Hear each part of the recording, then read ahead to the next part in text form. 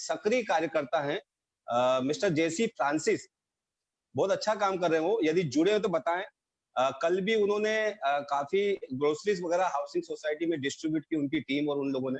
और करीबन 5 लाख तक उन्होंने housing Aurangabad housing federation housing society की तरफ से कभी 5,000 10,000 इस तरह से बूंद बूंद से जैसे घड़ा बढ़ता है उस तरह से उन्होंने इकट्ठा करके 5 लाख का एक डोनेशन कुल अमाउंट दिया है चीफ मिनिस्टर रिलीफ फंड में और पीएम केयर में दोस्तों। तो यदि मिस्टर जेसी फ्रांसिस है तो उनके कार्य को हम एक सैल्यूट करते हैं, सम्मानित करते हैं। महासेवा से जुड़े ऐसे mister J C Francis Aurangabad housing federation के प्रेसिडेंट है। Sir mister J C Francis. Sir good morning. Good morning sir. Sir आपका चेहरा दिखेगा तो अच्छा रहेगा। Sir mister Francis, yes sir, आप लाइट की तरफ। सर बहुत बढ़िया, बहुत बढ़िया, वेरी गुड सर। ये लाइव हो चुका है। Good morning sir. ये लाइव हो चुका है फेसबुक पे। तमाम जो लोग देख रहे हैं दोस्तों, मैं सुनील शर्मा आपका दोस्त और होस्ट स्वागत करता हूं फेसबुक पे। जितने तमाम लोग जुड़े, रमेश प्रभु जी के तमाम जो फ्रेंड्स हैं और सुनील शर्मा और एमएनएस टीवी के तमाम जो फ्रेंड्स हैं दोस्तों, सभी का स्वागत करते हुए आज की इस कॉन्फ्रेंस का सब्जेक्ट बताता हूं मैं आपको। सबसे पहले हमारा आज वेडनेसडे है तो डॉक्यूमेंट्स पर रहेगा, डॉक्यूमेंट्स पे है और इस पे स्टाम्प ड्यूटी रजिस्ट्रेशन से रिलेटेड जो हम लेते हैं। कृपया अपने अपने ऑडियो म्यूट रखें दोस्तों। और आज हमारा सब्जेक्ट है गिफ्ट डीड। गिफ्ट डीड, इसका पेमेंट और स्टाम्प ड्यूटी क्या होगा, किस तरह से रजिस्ट्रेशन होता है गिफ्ट डीड, इसके बारे में डिटेल आपको बताए जाएंगे। हमारे जो की नोट स्पीकर है वो बताएंगे। और दूसरा है लीव एंड लाइसेंस एग्रीमेंट, और ये इसका भी पेमेंट और स्टाम्प ड्यूटी का प्रोसेस क्या होता है, रजिस्ट्रेशन किस तरह से होता है, लीव लाइसेंस, इसकी बारीकियां और किस तरह से आप सावधान रहकर इसको ड्राफ्टिंग करें, इस पूरी दोनों गिफ्ट डीड और लीव लाइसेंस के बारे में अहम जानकारी और पूरा डिटेल में समझाएंगे। हमारे कीनोट स्पीकर है सीए रमेश प्रभु जी तो हैं, और एडवोकेट नरेश भाई हैं जो एडवोकेट है हाई कोर्ट में, और पैनल एडवोकेट है हमारे महासेवा के। महासेवा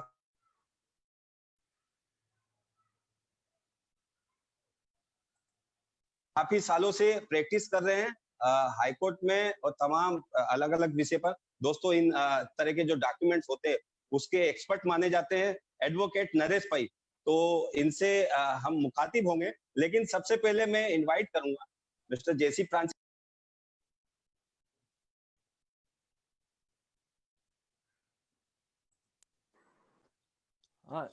हमारे जो सहयोगी हैं विशाल बामने, उनसे कहूंगा उनके जो फोटोग्राफ्स हैं मिस्टर जेसी फ्रांसिस के वो स्क्रीन पर शेयर करें प्लीज।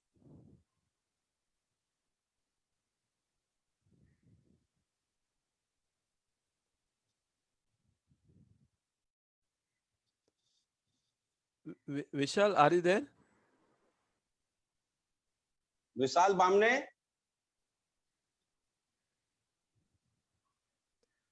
नहीं है, लेकिन मैं आपको बता दूं कि मिस्टर जेसी फ्रांसिस और उनकी तमाम जो टीम है औरंगाबाद, बीड़ और हाउसिंग फेडरेशन की तमाम टीमें, तो तमाम हाउसिंग सोसाइटी में जाकर ग्रोसरीज वगैरह जो जरूरतमंद है, जहां जहां जो जरूरतमंद है, वो सावधानी के साथ, बचाव के साथ में वो ग्रोसरीज वगैरह अनाज बांट रहे हैं। उनकी टीम है, मैं उनकी टीम के नाम बता दूं, स्वाति देसाई हैं, वृदा कनोले हैं। तो ये तो एक अच्छा काम करे। डोमेस्टिक वर्कर्स की भी काफी जानकारी अच्छी संख्या में दे रहे हैं, सैकड़ों डोमेस्टिक वर्कर्स की औरंगाबाद एरिया से इन्होंने जानकारी दी है दोस्तों। एक बहुत बेहतरीन काम कर रहे हैं मिस्टर जेसी फ्रांसिस और उनकी टीम। देख सकते हैं आप, ये औरंगाबाद और बीड़ के जो हाउसिंग सोसाइटी है वहां के फोटोग्राफ्स आप, तिरुपति गार्डन इस तरह का रहवासी कॉम्प्लेक्स है, और किस तरह से जो जरूरतमंद है, जो जरूरतमंद है, जो डोमेस्टिक वर्कर्स है, उन लोगों की अपन किस तरह से हेल्प कर सकते हैं। तो ये मिस्टर देख सकते हैं आप, जेसी फ्रांसिस दिख रहे हैं फोटोग्राफ में। तो जेसी फ्रांसिस इस तरह से एक प्रेरणा लेकर महासेवा को अपडेट देते हैं कि हमने अभी तक करीबन, इन्होंने आज 1.5-2 महीने में दोस्तों एक बूंद बूंद से जिस तरह से घड़ा भरता है उस तरह से हमारे पीएम केयर में और चीफ मिनिस्टर रिलीफ फंड में लगभग 5,000, 11,000, 25,000 इस तरह से करके आज तक उन्होंने करीबन 5 लाख का आंकड़ा उन्होंने कर दिया है। तो क्लेप होनी चाहिए उनके लिए। और मैं जेसी फ्रांसिस को इनवाइट करूंगा। Mister J C Francis. Thank you sir, thank you. First Good morning to Prabhu ji. Good morning. Good morning. Yes, sir. मुझे जब DDR ने टारगेट दिया था कि आप कितना कंट्रीब्यूशन CM और PM फंड के लिए करोगे, तो मैंने कहा था उनको कि हार्डली 1,50,000 और 2 लाख तक हम क्रॉस करेंगे। बराबर। मैं डेली जब से लॉकडाउन है, मेरा ऑफिस बंद है, मैं घर से ही हर दिन 1 या 2 घंटा पर्सनल सब सोसाइटी के चेयरमैन सेक्रेटरी को कॉल करके उनको मोटिवेट करके दोनों फंड हमारे अभी जो 2 लाख का टारगेट था वो अभी 5 लाख के ऊपर जाएगा। मैं इससे भी ज्यादा कर सकता था कंट्रीब्यूशन, लेकिन उसमें भी okay yes sir, go ahead. हाँ, उससे भी ज्यादा कंट्रीब्यूशन कर सकता था। मेरा फिगर 10 के अबाव जाता था, लेकिन उसमें भी पॉलिटिक आ गया है। पॉलिटिक में कहना है कि कोई PM फंड को दो तो कोई CM फंड को दो। इस पॉलिटिक में मेरा ग्राफ जो है 5 लाख अभी है, उसके ऊपर मैं कोशिश कर रहा हूँ कि 5 लाख के ऊपर चला जाए। ये मेरा एक काम हो गया। दूसरा काम है कि deputy collector, DDR and housing federation, agriculture officer की एक टीम बनाए है। वो टीम में सोसाइटी में उनको जगह प्रोवाइड करना, सोसाइटी के लोगों को कहना कि फार्मर से ही आप वेजिटेबल और fruit low. So I have very confidence and proud to say हमारा टर्नओवर लॉकडाउन में 2 करोड़ फार्मर्स का सेल हुआ है, 2 करोड़ का। थर्ड है rotary club and housing federation के जो दोनों रिप्रेजेंटेटिव है उनको साथ में लेके सर्विस अबाउट द सेल्फ, ये मोटो सामने रख के मुझे अभी तक काइंड में लोगों ने 1,79,800 का फूड पॉकेट दिया है, लोगों ने डोनेट किया है, और अबाउ 75,000 कैश उन्होंने दिया है डिस्ट्रीब्यूशन के लिए।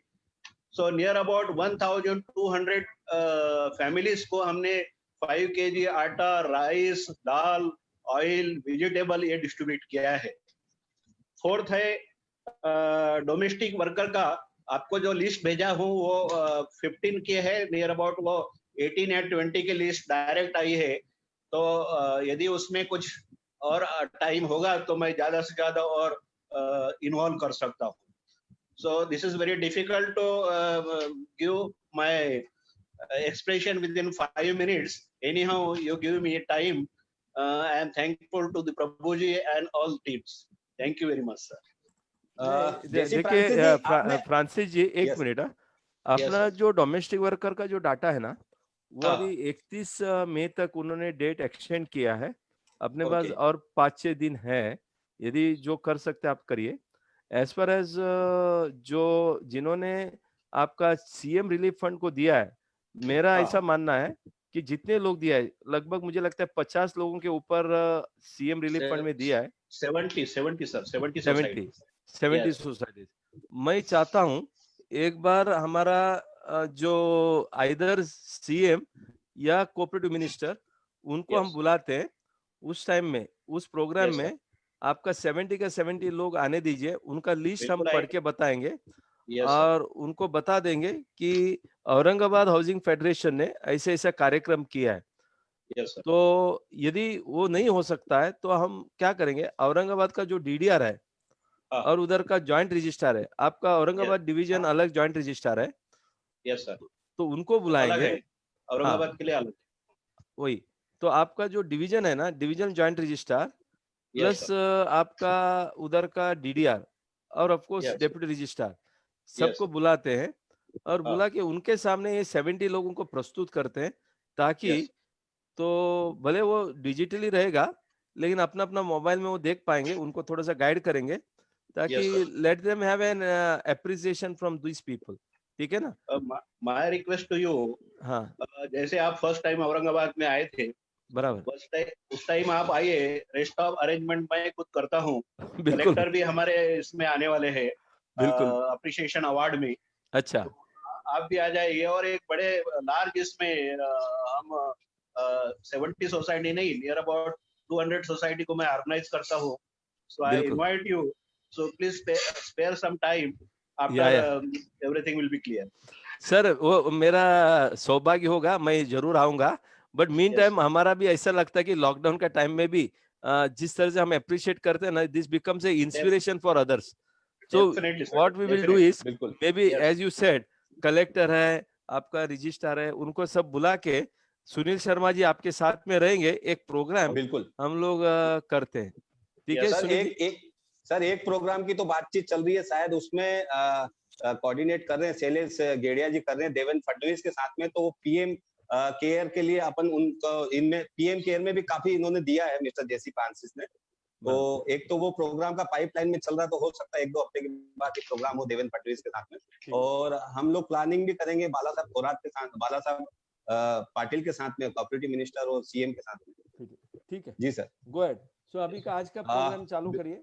बिल्कुल बिल्कुल बिल्कुल. तो जैसा देखा आपने जज्बा मिस्टर जेसी फ्रांसिस, उनकी तमाम जो टीम है, जिनका नाम नहीं बोला मैंने, लेकिन उनकी बड़ी अच्छी टीम है, औरंगाबाद में बड़ा अच्छा काम करी. दोस्तों, इस तरह के जज्बा देखकर जो महासेवा के तमाम लोगों को जो जोश मिलता, आह्वान मिलता, दोस्तों एक तारीफ के काबिल है.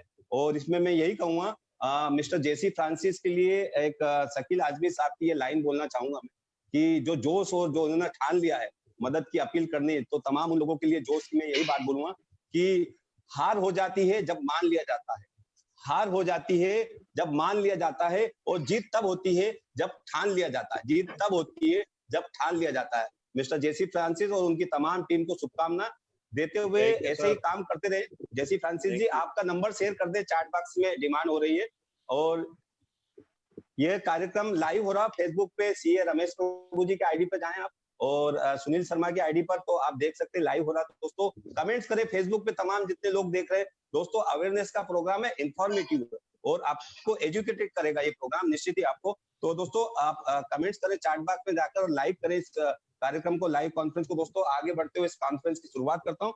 दोस्तों, आज का हमारा सब्जेक्ट है डॉक्यूमेंट्स का. जैसे हम हर दिन हर अलग अलग सब्जेक्ट हर दिन फिक्स कर दिए, तो डॉक्यूमेंट से रिलेटेड आज हम बात करेंगे गिफ्ट डीड पर. गिफ्ट डीड क्या होती है, किस तरह से उसका पेमेंट प्रोसेस होता है, रजिस्ट्रेशन होता है दोस्तों, और लीव एंड लाइसेंस एग्रीमेंट क्या होता है, और किस तरह से इसका क्या क्या सावधानी रख सकती है, क्या ड्राफ्टिंग होना चाहिए. आप सब लोगों को नॉलेज होना जरूरी है. As a consumer, as a उपभोक्ता, आपको अधिकार है इसका जानने का.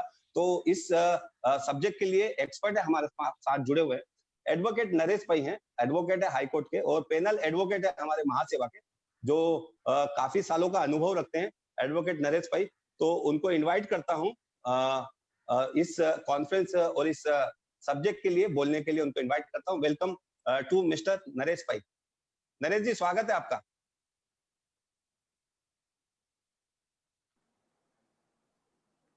Yes, Sunil Sharma ji, good morning to you all.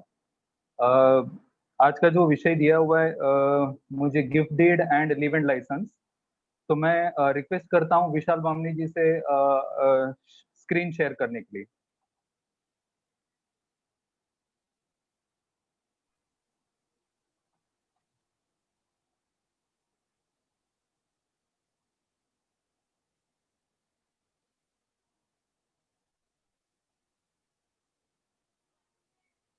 Yes sir, go ahead sir. Leave and license housing conference.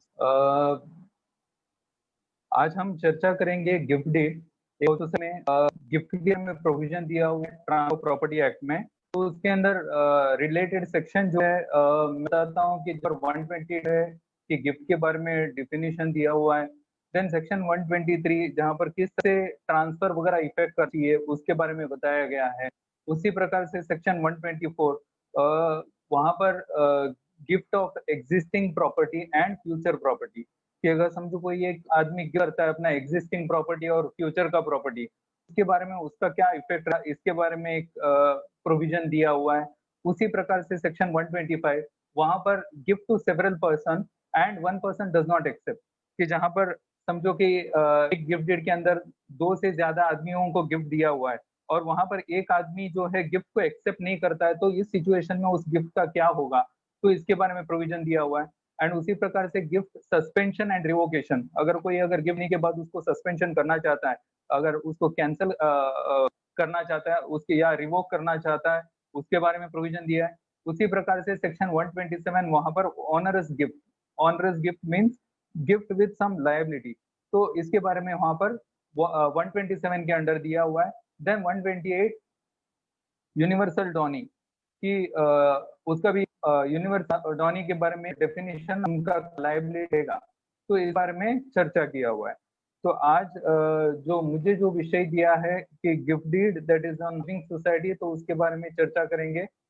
And ये भी जानकारी लेते हैं कैन बी गिफ्टेड, कि एक आदमी गिफ्ट करना चाहता है तो क्या गिफ्ट कर सकता है। तो एक मूवेबल प्रॉपर्टी हो सकती है। हम ये देते हैं कि डेफिनेशन में ज्यादा न जाए कि मनी एंड गोल्ड, और अगर कोई भी प्रकार का अगर समझो शेयर वगैरह जो है, अगर इक्विटी शेयर्स है, म्यूचुअल फंड है, तो ये चीज मूव प्रॉपर्टी करके आना चाहता है। एंड मूवेबल प्रॉपर्टी एक गिफ्ट करना चाहता है तो गिफ्ट कर सकता है। उसी प्रकार से इमूवेबल प्रॉपर्टी, तो एक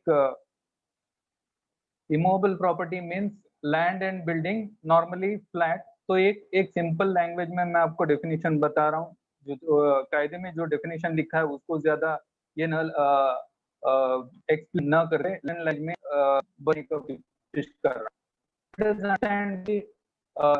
123 में इसका नरेश सर एक मिनट, आप वीडियो बंद कीजिए ना, आपका नेटवर्क का इशू है। वीडियो स्टॉप कीजिए आपका। वीडियो स्टॉप कीजिए आपका। वीडियो बंद कर देगा? हाँ वीडियो बंद करो आप। हाँ बस अभी बात कीजिए। वॉइस ब्रेक हो रहा था। या गो अहेड सर। ठीक है, go ahead sir. Okay fine. तो gift transfer of movable and immovable property without consideration, कि गिफ्ट का एक डेफिनेशन दिया है कि that is one of the thing, transfer of movable and immovable property without consideration. And जो transfer करना चाहता है, जो देना चाहता है, तो उसको डोनर करके माना जाता है। एंड वैसे ही ट्रांसफर ही जो है कि जो रिसीविंग एंड पे है गिफ्ट, तो उसको डॉनी करके बोला जाता है। तो accepted by, then gift accepted by himself और ऑन हिज बिहाफ, कि ये गिफ्ट जो है वो खुद एक्सेप्ट कर सकता है। जो कोई अगर समझो कि इमूवेबल प्रॉपर्टी है, कि अगर गिफ्ट हो रहा है उसका, तो एक उसका जो सिग्नेचर वगैरह करना है, या अगर डॉक्यूमेंट को रजिस्ट्रेशन के लिए प्रोवाइड रजिस्ट्रेशन के लिए उसको एडमिशन करना है, प्रेजेंट करना है, ये काम जो है वो खुद कर सकता है। और उसी प्रकार से ऑन हिज बिहाफ कोई और भी जन कर सकता है। जैसा कि किसी को पावर ऑफ नहीं दिया हुआ हो, उन्होंने ब्लड रिलेशन में, या पावर ऑफ नहीं दिया है, वो पावर ऑफ नहीं धारक जो भी, वो अपना गिफ्ट को एक्सेप्ट करने का काम कर सकता है। तो इस तरह का एक फर्दर डेफिनेशन दिया हुआ है। फर्दर प्रोविजन ये है कि accepted during the life time of the donor, कि ये गिफ्ट जो दिया हुआ है तो उसको डोनर का जो लाइफ टाइम के अंदर एक्सेप्ट करना चाहिए। And during capable of giving, कि जब वो देने के लिए उसका to be very specific, capable of giving मतलब वो देने का लायक। आई मीन यहाँ पर ही इज मेंटली साउंड है, कि मेंटली साउंड होना चाहिए। कभी कभार हम क्या करते हैं कि एक एज ओल्ड पर्सन का या पावर ऑफ अटर्नी वगैरह लेके रखते हैं, उसके बाद हम कभी जब कभी वो अनसाउंड माइंड हो गए, तो उस पावर ऑफ अटर्नी को यूज करके हम कभी कभार गिफ्ट वगैरह करते हैं, तो that will not hold good in the eyes of law. तो यहाँ पर ये बोला गया है कि ड्यूरिंग कैपेबल ऑफ गिविंग, मतलब वो मेंटली साउंड भी होना जरूरी है।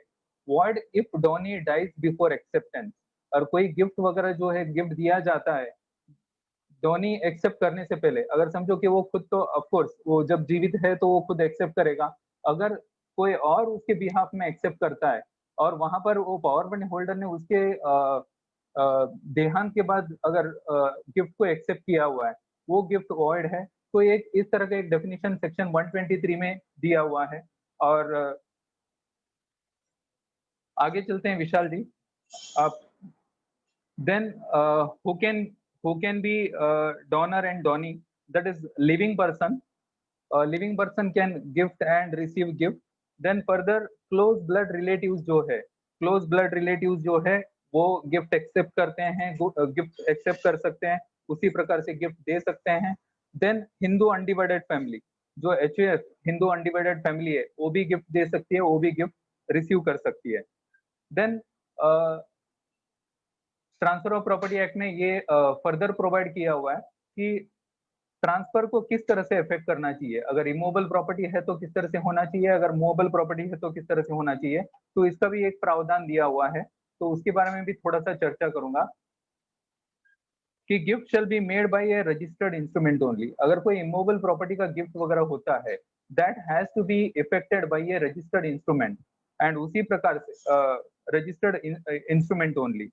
देन फर्दर प्रोविजन ये है कि अटेस्टेड बाय 2 विटनेस, वहां पर 2 विटनेस का होना जरूरी है, 2 विटनेस चाहिए उस गिफ्ट को ऑथेंटिकेट अटेस्टिंग की विटनेस करने के लिए 2 विटनेस की जरूरत है। देन क्या गिफ्ट वो खुद अगर इसका ऑलरेडी चर्चा मैंने किया हुआ है कि वो खुद गिफ्ट ले सकता है या किसी और के थ्रू भी ऑथोराइज पर्सन के पावर ऑफ अटर्नी होल्डर के थ्रू गिफ्ट ले सकता है। देन एडमिट डॉक्यूमेंट्स पर्सनली और through power of attorney holder. तो ये विद रिस्पेक्ट टू एक इमूवेबल प्रॉपर्टी का। फर्दर यहाँ पर डेफिनेशन ये दिया हुआ है, for the purpose of making a gift of movable property, the transferor may be effected either by a registered instrument signed as aforesaid or by delivery। और जब कभी अगर समझो मूवेबल प्रॉपर्टी होती है तो वहां पर ये प्रावधान दिया हुआ है कि वो गिफ्ट रिसीव करने का या गिफ्ट देने का जो प्रक्रिया जो है वो एक रजिस्टर्ड डॉक्यूमेंट के जरिए हो सकता है या और बाय डिलीवरी, कि आप जो गुड्स या अगर गिफ्ट जो देना चाहते हो मूवेबल प्रॉपर्टी आप डिलीवरी करो एंड गिफ्ट इज इफेक्टेड। तो इस तरह का एक प्रोविजन दिया हुआ है। देन फर्दर इसका प्रोसेस क्या है, तो मैं ज्यादा दूसरा प्रोविजन के बारे में चर्चा नहीं करूंगा क्योंकि हमें ट्रांसफर ऑफ प्रॉपर्टी हाउसिंग का मतलब एक हाउसिंग सोसाइटी का जो फ्लैट का ट्रांसफर के बारे में हम चर्चा कर रहे हैं या प्रॉपर्टी के बारे में चर्चा कर रहे हैं, तो उसी प्रकार से मैं लिमिटेड प्रोविजन के बारे में चर्चा करूंगा यहाँ पर। देन प्रोसेस क्या है इसका, अगर गिफ्ट कोई देना चाहते हैं तो उसका प्रोसेस क्या है। प्रोसेस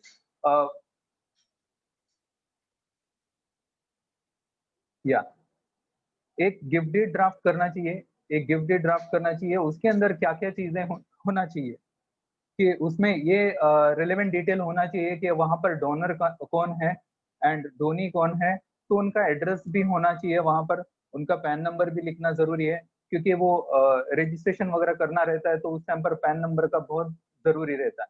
तो उसी प्रकार से वहां पर डोनर का डिटेल एंड डोनी का डिटेल, तो ये डिटेल वहां पर होना चाहिए। Then details of the immovable property, और जो प्रॉपर्टी आप इमूवेबल प्रॉपर्टी गिफ्ट करना चाहते हो, जैसा कि अगर फ्लैट है तो फ्लैट का नंबर, एंड जैसा कि अगर समझो कि अगर लैंड एंड बिल्डिंग है तो लैंड एंड बिल्डिंग का उसका डिस्क्रिप्शन, सीटीएस नंबर, विलेज, और उसी प्रकार से कौन सा कितना एरिया है उस जमीन का, या अगर फ्लैट का एरिया कितना है, या अगर फ्लैट है तो फ्लैट कौन सा फ्लोर के ऊपर है। अगर हाउसिंग सोसाइटी में एक फ्लैट है तो सोसाइटी का डिटेल लिखना भी जरूरी है। तो अगर हाउसिंग सोसाइटी का मेंबर है तो उसका शेयर सर्टिफिकेट भी डिटेल लिखना जरूरी है। उसी प्रकार से अगर गिफ्ट डीड जो है out of natural love and close blood relatives में हो रहा है तो it is out of natural love and affection and without any monetary consideration, तो वहां पर अपना रिलेशन भी मेंशन करना जरूरी है।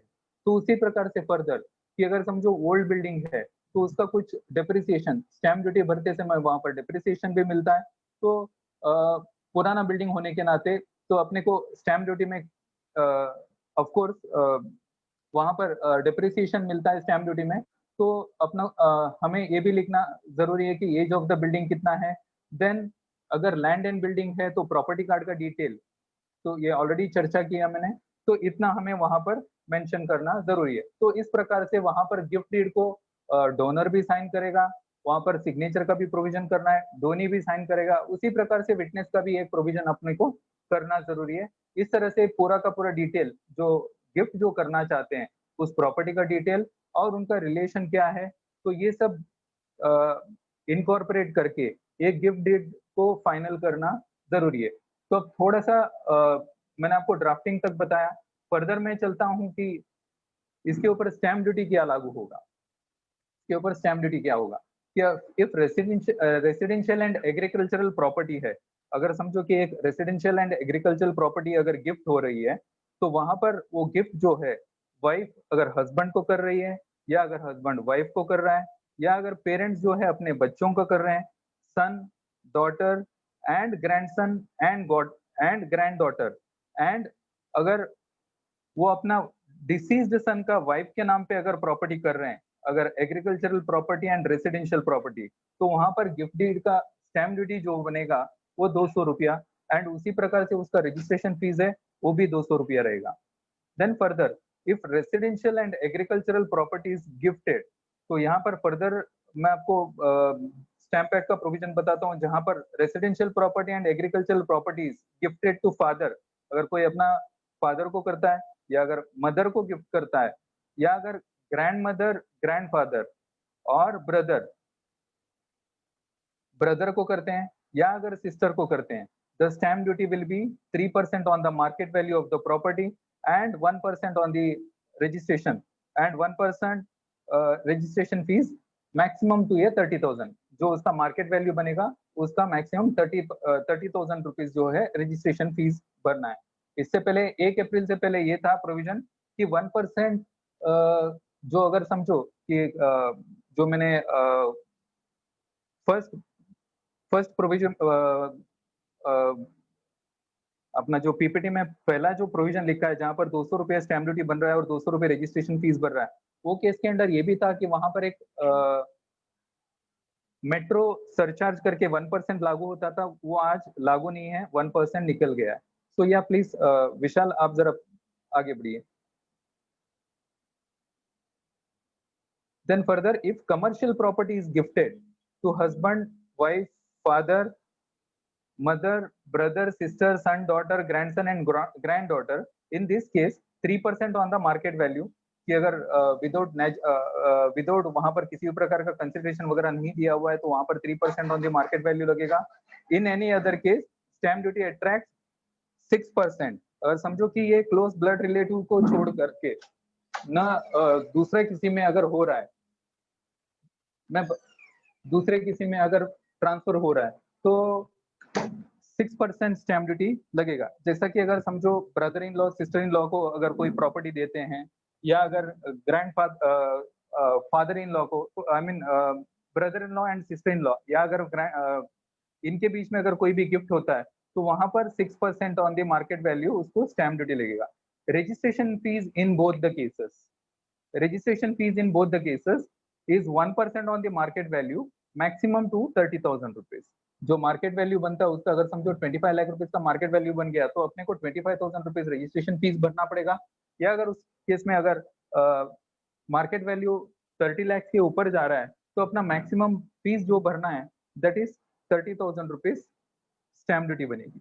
या विशाल जरा स्लाइड चेंज कीजिए। Then provision related to registration act. Registration act में क्या प्रोविजन है कि gift is compulsorily registered document, कि मतलब ये कंपल्सरली रजिस्ट्रेबल डॉक्यूमेंट है और कोई भी अगर गिफ्ट करते हैं तो उसको कंपल्सरली रजिस्ट्रेशन होना जरूरी है।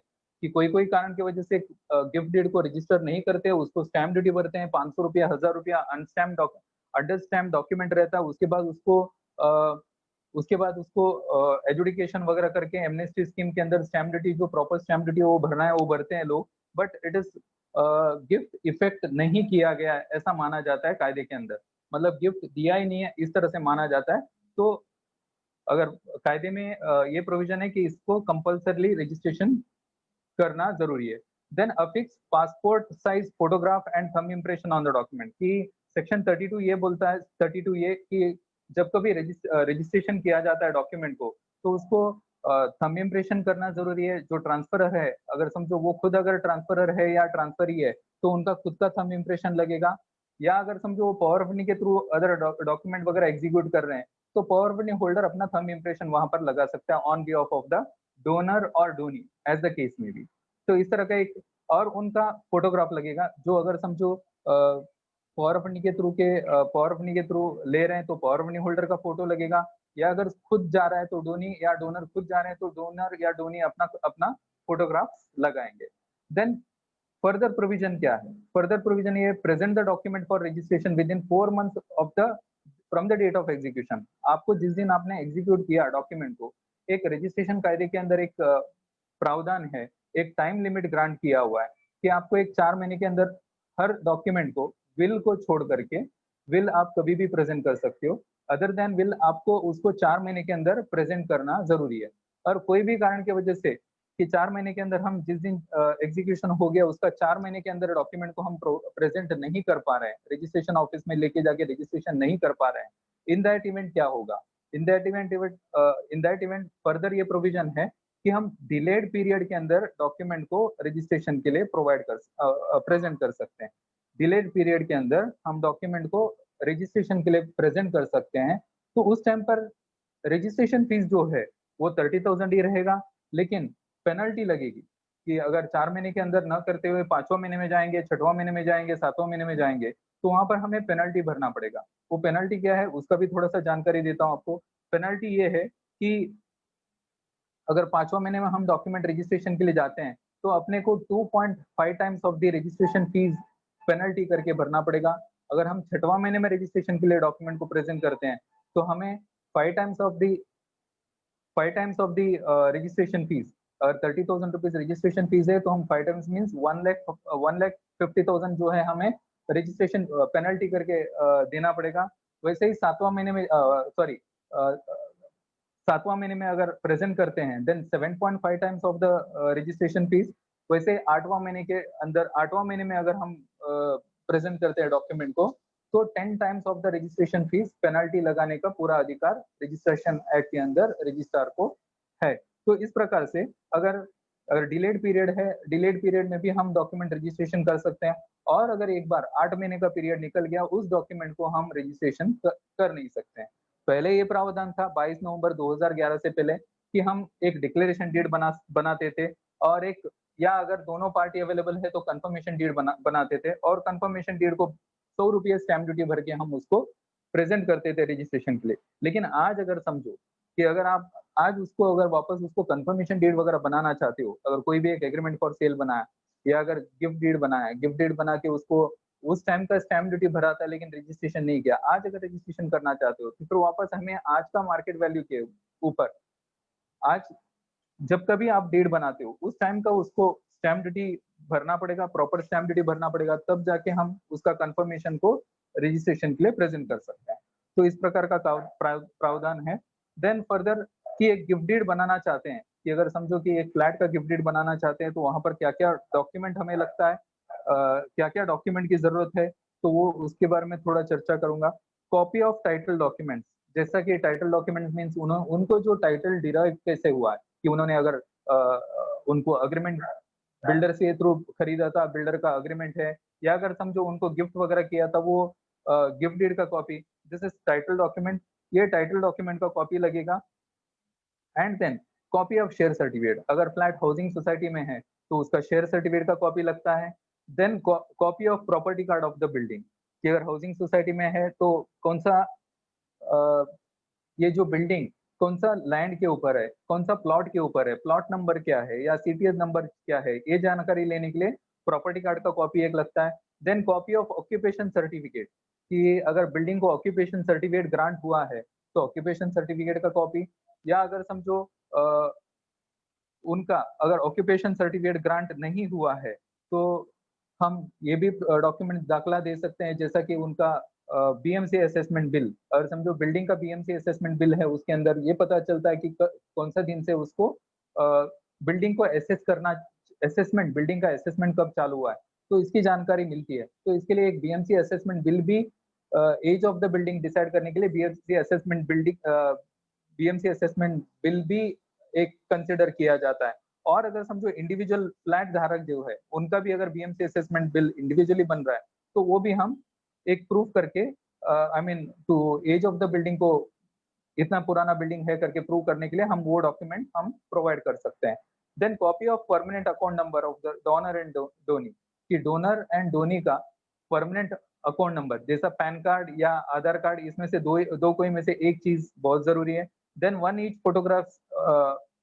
Each passport size photograph of the donor and donee, कि डोनर का पासपोर्ट साइज फोटोग्राफ उसी प्रकार से डोनी का पासपोर्ट साइज फोटोग्राफ लगता है।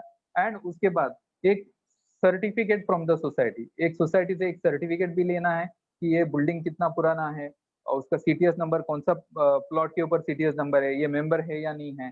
तो ये एक एनओसी नहीं है। आज कोई हाउसिंग सोसाइटी में कोई अगर गिफ्ट या ट्रांसफर करना चाहता है तो कोई एनओसी सोसाइटी से लगती नहीं है, लेकिन एक कंफर्मेशन कि फ्लैट का एरिया क्या है, कितना पुराना बिल्डिंग है, तो कौन सा सीटीएस के ऊपर ये बिल्डिंग खड़ी है, तो इस प्रकार का एक छोटा सा एक सर्टिफिकेट उनको लगता है लेटेस्ट, तो एक सर्टिफिकेट फ्रॉम द सोसाइटी।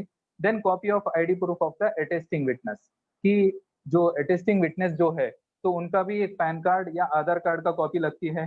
तो ये इस प्रकार से ये रिक्वायर्ड डॉक्यूमेंट है। देन रिक्वायर्ड क्या क्या डॉक्यूमेंट लगता है उसका मैंने एक्सप्लेन किया हुआ है।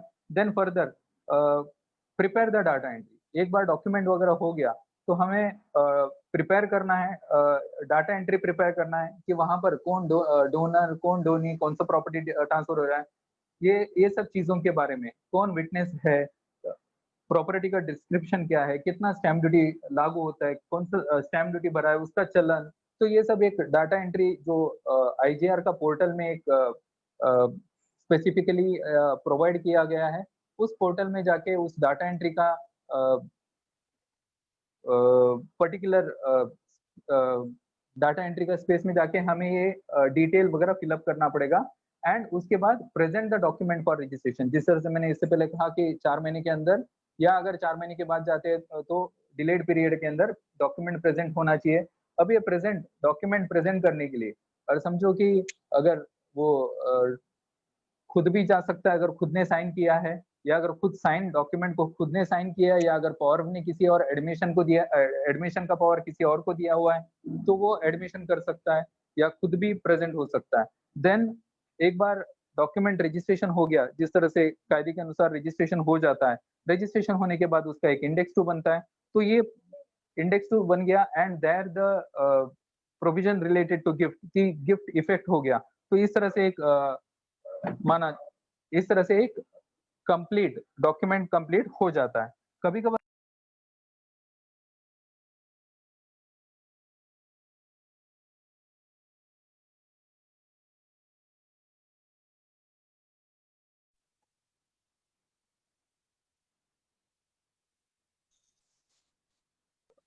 कुछ नर सर आपका ऑडियो शायद म्यूट हुआ है। नहीं, उनका फोन आया रहेगा, फोन से जुड़े हैं, वो ज्वाइन हो गए वापस। प्लीज ओके या प्लीज आवाज आ रहा है कंटिन्यू विशाल जी? हाँ आ रहा है सर, आवाज गो अहेड सर, गो अहेड। या सो एक कंडीशनल गिफ्ट भी, कंडीशन भी, अगर कोई अगर गिफ्ट वगैरह करना चाहता है तो वहां पर आप कंडीशन भी डाल सकते हो that the condition should be reasonable condition होना चाहिए। तो जैसा कि अगर समझो अचीवेबल कंडीशन होना चाहिए, आई मीन टू से आप अचीवेबल कंडीशन वगैरह डाल के कि वो कंडीशन को फुलफिल कर सकता है, इस तरह का कंडीशन डाल के आपको गिफ्ट बनाना चाहिए। अगर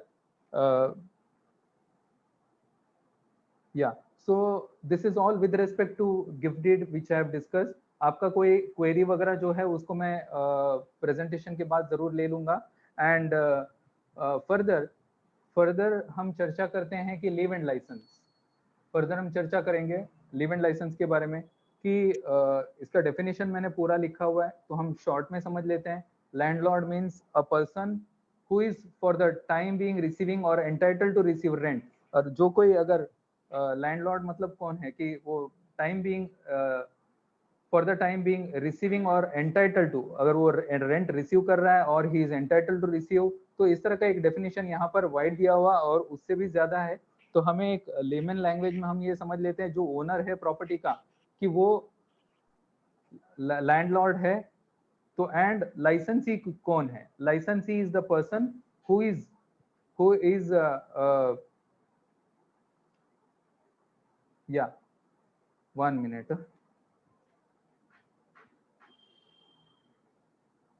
Yeah, licensee in respect of any premises or any part of there means the person who is in occupation of the premises, जो आदमी occupation में है और under a subsisting agreement, कि एक subsisting live and license के agreement के under कि रेंट कंट्रोल एक्ट का जो डेफिनेशन दिया हुआ वो डेफिनेशन में यहाँ पर लिखा हुआ है। एंड लाइसेंसर लाइसेंसी हम ये समझ लेते हैं कि जो फ्लैट लिव एंड लाइसेंस में लेते हैं वो लाइसेंसी है, एंड लैंडलॉर्ड जो है, ओनर जो है वो लैंडलॉर्ड है। इस प्रकार से हम लोग एक सिंपल लेमन लैंग्वेज में समझने का मैं आपको कम्युनिकेट करने का कोशिश करता हूँ। Then further maximum period of leave and license, normally leave and license को जो है 5 साल का पीरियड के लिए करते हैं और 5 साल से ज्यादा रहता है। अगर हम टर्म जो है लिव एंड लाइसेंस का 5 साल से ज्यादा लिखते हैं तो बॉम्बे स्टैंप एक्ट में ये प्रोविजन है कि उसको लीज करके माना जाता है और उसको लीज के मुताबिक स्टैंप ड्यूटी लगता है। तो इसके लिए ज्यादा से ज्यादा टाइम लिमिट जो है स्टैम्प लिव एंड लाइसेंस जो है 5 साल के लिए करते हैं। Then it's a compulsory registrable document कि under section 55 of Maharashtra rent control act ये जो डॉक्यूमेंट जो है लिव एंड लाइसेंस कि आपको कंपलसरीली रजिस्ट्रेशन करना चाहिए। Then registration through ASPs if the draft is prescribed.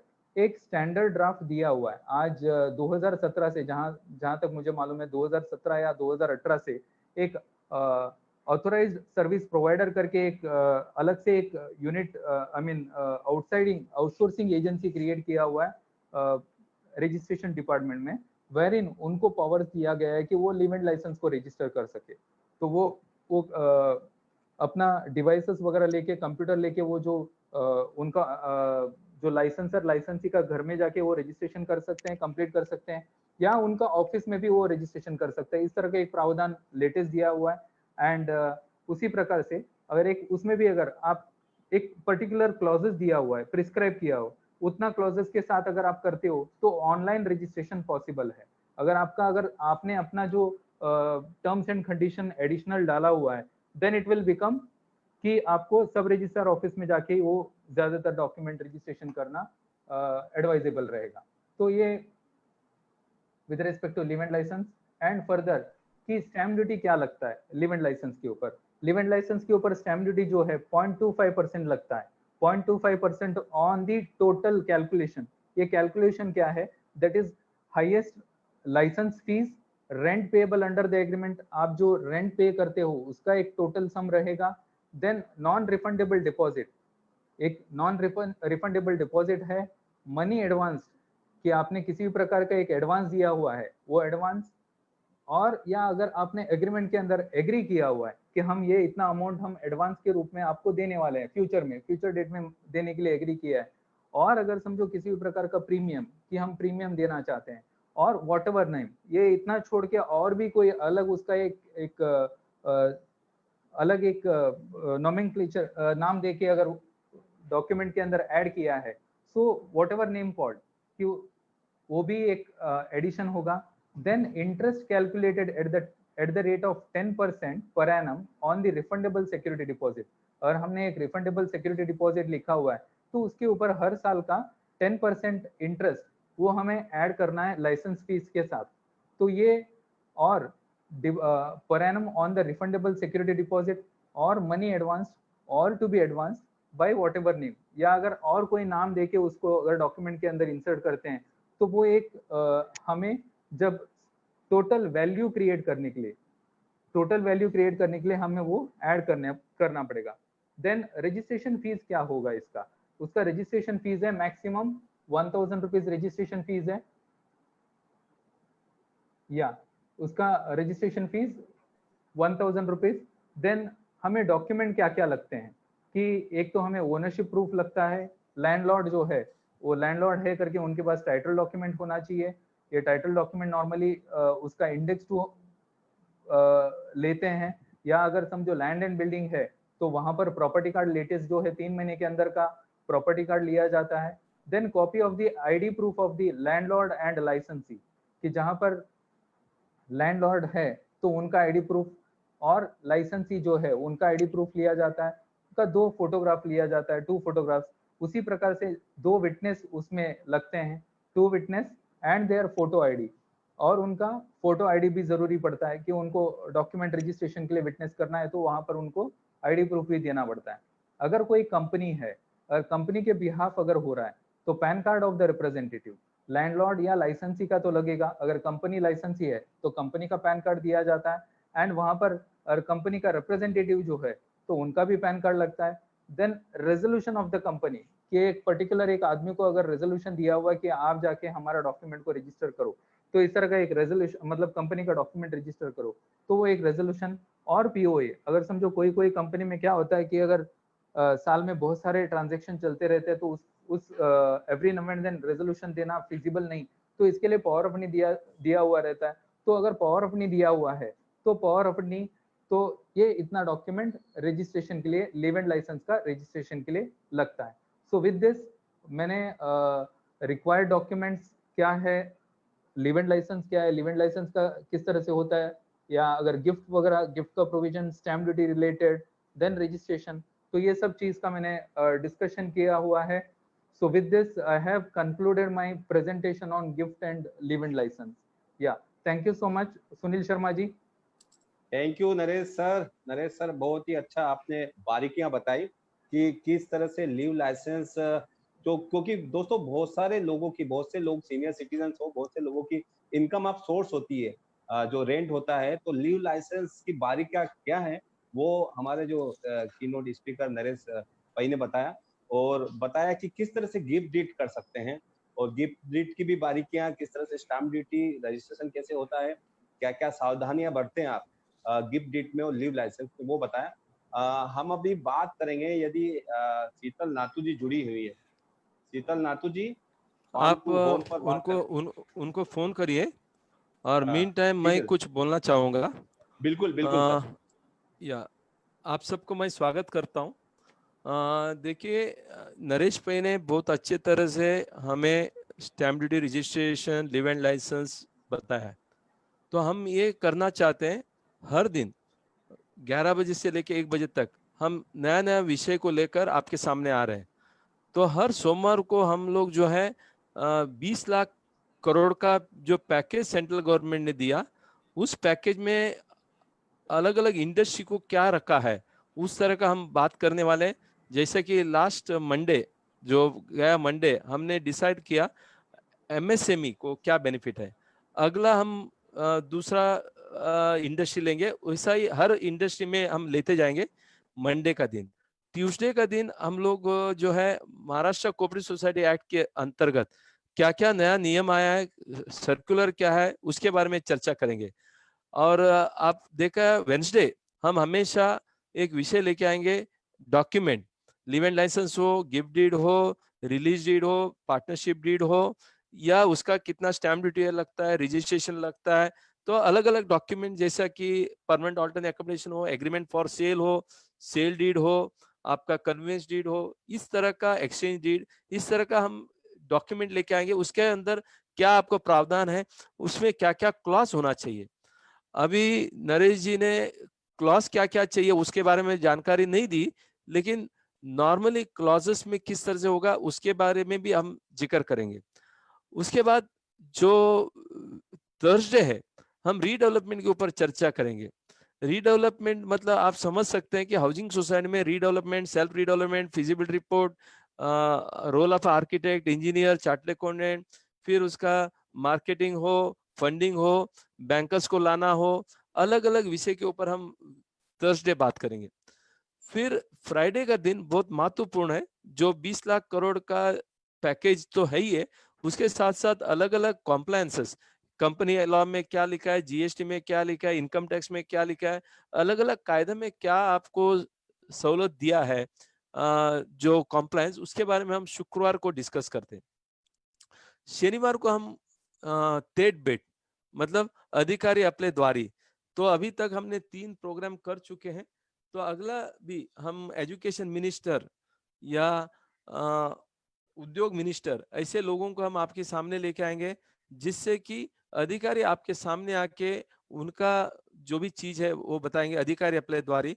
अभी तक हमने 3 किया, एक DDR4 किया था, उसके बाद कोऑपरेटिव कमिश्नर को बुलाया, और लास्ट टाइम हमने डॉक्टर संजय मुखर्जी और DDR थाने, सॉरी पुणे, इनको बुलाया था, जो कि एक मेडिकल सेक्रेटरी, मेडिकल एजुकेशन का सेक्रेटरी थे, उनको बुलाया। और उसी तरह से अन्य सैटरडे वो भी हम करेंगे। फिर रविवार को हम रेरा के ऊपर, रियल एस्टेट के ऊपर, रियल एस्टेट में हो सकता है रेरा होगा, मोफा होगा, अपार्टमेंट एक्ट होगा, कोऑपरेटिव लॉ होगा, उसके अलावा NCLT होगा, कंज्यूमर प्रोटेक्शन एक्ट होगा, जो एक ग्राहकों को तो क्या मुश्किलें होते हैं उसके बारे में हम चर्चा करेंगे। ये सब हम करने का कारण यही है, लोगों का हमें डिमांड आ रहा है। तो अभी सवाल उठता है, सर आप ये तो जनरल प्रोग्राम ले रहे हैं, लेकिन हमारे सोसाइटी में आपको स्पेसिफिक प्रोग्राम लेना है। वो स्पेसिफिक प्रोग्राम 2 प्रकार का होती है। एक है, मान लीजिए डीम्ड कन्वेंस के ऊपर हम चर्चा करना चाहते हैं, या हमारा सोसाइटी में इलेक्शन को लेकर, मैनेजमेंट को लेकर चर्चा करना चाहते हैं। और तीसरा जो महत्वपूर्ण है, रीडेवलपमेंट को लेकर चर्चा करना चाहते हैं। और ये सब जो है हम compulsory education and training program, आपको पता होगा 154B6 के अंतर्गत अभी जो है एजुकेशन एंड ट्रेनिंग हर सोसाइटी में करना जरूरी है। 13 मई 2020 को, 13 मई ज्यादा लंबा दिन हुआ नहीं है, 13 मई को गवर्नमेंट ने एक GR निकाला है, कोऑपरेटिव कमिश्नर ने, जो अपना एजुकेशन एंड ट्रेनिंग जो है वो आप अपने जूम माध्यम से या डिजिटल माध्यम से, या आप माइक्रोसॉफ्ट का टीम है, या अलग अलग स्कीम है, अलग अलग डिजिटल प्लेटफॉर्म है, आप जिस प्लेटफॉर्म में चाहते हो उस प्लेटफॉर्म से मां सेवा आपको एजुकेशन एंड ट्रेनिंग करेंगे। क्योंकि मां सेवा एक गवर्नमेंट नोटिफाइड इंस्टीट्यूट सहकार भारती से जुड़ा हुआ है। आपको गवर्नमेंट नोटिफाइड इंस्टीट्यूट का सर्टिफिकेट मिलेगा, जिसमें से आपका कॉम्प्लायंस जो अच्छे तरह से होगा। आपको ये पता होगा 154B-6 में ये एजुकेशन एंड ट्रेनिंग आपको गवर्नमेंट नोटिफाइड इंस्टीट्यूशन से लेना बहुत जरूरी है। यदि वो नहीं करते तो आपको ऑडिट में रिमार्क आएगा, उसके बाद में ये स्पेशल रिपोर्ट आएगा, उसके बाद यदि रजिस्ट्रार चाहता है तो आपके ऊपर कार्रवाई भी कर सकते हैं। आपका जो चेयरमैन सेक्रेटरी जो भागीदार है जिन्होंने ये काम किया नहीं, उनके ऊपर कार्रवाई भी हो सकता है। तो ये 146 जो सेक्शन है उसके अंतर्गत इसको एक कंपलसरी यदि ऑफेंस बताया गया, तो मेरा आपसे विनंती है, मां सेवा आपके दायरा में है। सुबह 11 से 1 बजे तक आपके जनरल कार्यक्रम लेंगे, दोपहर को 3 बजे से लेके हम शाम को 7 बजे तक आप अपना वक्त बताइए, उस वक्त में हम प्रोग्राम लेंगे। इसमें देखिए हर सोसाइटी को सिर्फ 10 रुपया पर मेंबर पर मंथ आपको एजुकेशन एंड ट्रेनिंग लेना है। साल में उस मेंबर से आप 120 रुपए लेते हो और आपको हमें देना है 118 रुपीज। 2 रुपए फिर भी आपको बचता है। 118 rupees per member per year आपको हमारा फीस देना है। आपको गवर्नमेंट इंस्टीट्यूट का सर्टिफिकेट मिलेगा और आपको अच्छे तरह से 3-4 विषय के ऊपर हम जानकारी देंगे। जो नया अभी कायदा आया है, इलेक्शन कैसा होगा, डीम्ड कन्वेंस आप किस तरह से कर सकते हैं, यदि नहीं किया है तो रीडेवलपमेंट कैसा कर सकते हैं उसके बारे में, यदि रीडेवलपमेंट रुका है तो वो भी आप ये जो फीस देके, क्योंकि ये कंपलसरी प्रोग्राम है, ये कंपलसरी प्रोग्राम भी आपका हो जाएगा, कॉम्प्लायंस भी हो जाएगा और आपका सोसाइटी को जो महत्वपूर्ण है वो भी हो जाएगा। और यदि आपके पास कोई सवाल है जो आप पहले भेज सकते हैं, तो उस सवाल को लेकर भी हम ट्रेनिंग आपका सोसाइटी में ऑनलाइन दे सकते हैं। तो मुझे लगता है इसमें आपको 2 सुविधा होगा। एक तो आप ऑनलाइन प्रोग्राम करने को सीखेंगे, क्योंकि मैनेजिंग कमेटी मीटिंग भी आप ऑनलाइन कर सकते हो। गवर्नमेंट में 24 अप्रैल 2020 को एक सर्कुलर निकाला है कमिश्नर ने, आप ऑनलाइन मीटिंग भी, मैनेजिंग कमेटी मीटिंग भी ऑनलाइन कर सकते हो। तो मुझे लगता है कि इसका फायदा आपको उठाना चाहिए। कई बार हम लोग घर में चुपचाप बैठते हैं, उसका बेनिफिट नहीं उठाते हैं। आप जितने भी लोग हैं, शायद बहुत बार लोग आज पहली बार या इसके पहले भी पहली बार आपने जूम वगैरह शुरू किया होगा। मैं भी जूम के बारे में इतना नहीं जानता था, लेकिन अभी मैं जानकारी लिया हूं और 28 मार्च 2020 से आज लगभग 2 महीना होने आ गया। 2 महीने में हम पूरी तरह से लोगों तक ये रोज का रोज कार्यक्रम कर रहे हैं और हम ये चाहते हैं कि इसको कंटिन्यू किया जाए। आपको आश्चर्य होगा, पहले हम लोग 100 मेंबर का पैकेज लिया था, अभी 500 मेंबर का पैकेज लिया। आज देखिए आज 170 लोग जुड़े हुए। कल भी लगभग 200 लोग जुड़े थे। हमेशा हमारा जो ग्राफ है बढ़ते जा रहा है। और दूसरा एक महत्वपूर्ण जो इनिशिएटिव हमने लिया उसके बारे में भी मैं जानकारी दूंगा। आप जो है अपना नाम डालिए। हमने एरिया वाइज व्हाट्सएप ग्रुप तैयार किया। मैं आपको बताऊं, आप एरिया वाइज व्हाट्सएप ग्रुप में शामिल हो जाइए, ताकि उस ग्रुप में आपको लेटेस्ट सर्कुलर हम देंगे और उसी तरह से आपको अच्छा जानकारी मिलते रहेगा। यदि राजीव सक्सेना जी इधर है तो हम उनको बोल सकते हैं। राजीव सक्सेना, राजीव जी नहीं है। हमने एक कोविड कमेटी टास्क फोर्स बनाया जिसमें राजीव सक्सेना, हाँ मैडम जुड़िए अपने साथ। कोविड कमेटी हमने बनाया। राजीव, क्या हुआ? शीतल मैडम जुड़ गए ना? हाँ, शीतल मैडम जुड़े अपने साथ। Okay, thank you. ठीक है। तो हमारे साथ राजीव सक्सेना जी है जो कोविड का टास्क फोर्स का चेयरमैन है। हम नया जो सर्कुलर है आप तक पहुंचते हैं और ये सर्कुलर, यदि आपको अभी तक हमने 31 सर्कुलर रिलीज किया है, जो गवर्नमेंट का सर्कुलर वो देख के हम आपको रिलीज करते हैं। ये पूरी सर्कुलर आपको farm2home.online.com, ये farm2home.online, farm2home.online, www.farm2home.online, इस वेबसाइट में हमने रखा है ताकि आप उधर विजिट कर सकते हैं, आपका नाम और एड्रेस डाल सकते हैं और उसी तरह से हम एरिया वाइज व्हाट्सएप ग्रुप बनाया है, उसमें भी आप शामिल हो सकते हैं। विद दिस हमने और एक इनिशिएटिव लिया है। लॉकडाउन का पीरियड में लोगों का जो खाना एसेंशियल कमोडिटी बहुत जरूरी है, और हमने ये देखा कि लोगों को हाइजीनिक फूड नहीं मिल रहा है।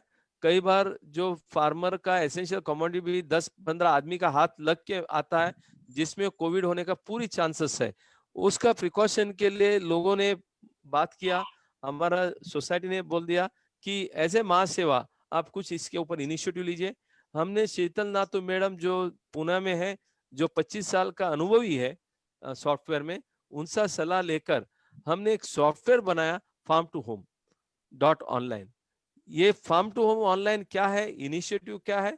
ये पूरी इनिशिएटिव आपको कोविड से बचाने के लिए, आपको बहुत अच्छा चीज घर तक लाके देने के लिए और कॉस्ट प्राइस में लाके देने के लिए, और फार्मर को उनका पूरी निजी कीमत उनको मिलने के लिए ये प्रावधान किया है। Ultimately it is a no profit no loss business में एक एनजीओ के हिसाब से मां सेवा ने इसको इनिशिएटिव लिया है। शीतल नातू जिसका सॉफ्टवेयर का देखभाल करते हैं और आपका जो भी क्वेरी है वो हैंडल करती है। Sheetal Natu MD of Umbargar IT solutions LLP, क्योंकि एक सॉफ्टवेयर कंपनी है जिनका माध्यम से हम ये इनिशिएटिव लिया है।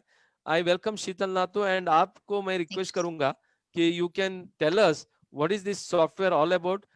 ऐप कैसा आप डाउनलोड कर सकते हैं, उसको रजिस्ट्रेशन कैसा कर सकते हैं, लोग इसका कैसा बेनिफिट ले सकते हैं, उसके बारे में बात करिए। उसके बाद हम जरूर नरेश भाई के साथ जाएंगे, और दूसरा हम ये भी जानकारी लेंगे लिव एंड लाइसेंस ऑनलाइन में कैसा रजिस्टर कर सकते हैं। हमारे साथ मिस्टर कस्तूरबा है ठक्कर, वो भी पुणे से जोड़े हैं, वो आपको लिव एंड लाइसेंस जो है ऑनलाइन में कैसे रजिस्टर कर पाएंगे उसके बारे में भी जानकारी देंगे। Right now over to Sheetal Natu. Thank you very much madam. Thank you sir. So जैसे सर ने एक्सप्लेन किया है, farm to home is a initiative जो डायरेक्टली फार्मर से आपका प्रोड्यूस आ जाता है। सो हमने एसपीसी से कनेक्शन किया है और वहां से इस प्लेटफॉर्म द्वारा आपके सोसाइटी तक आ जाएगा। बट आपको कैसे ऑर्डर करना है, like you order any e commerce से, आप एप्लीकेशन से शॉपिंग करते हैं, वैसे अपना इंडिविजुअल प्रोड्यूस आपको शॉप करना है।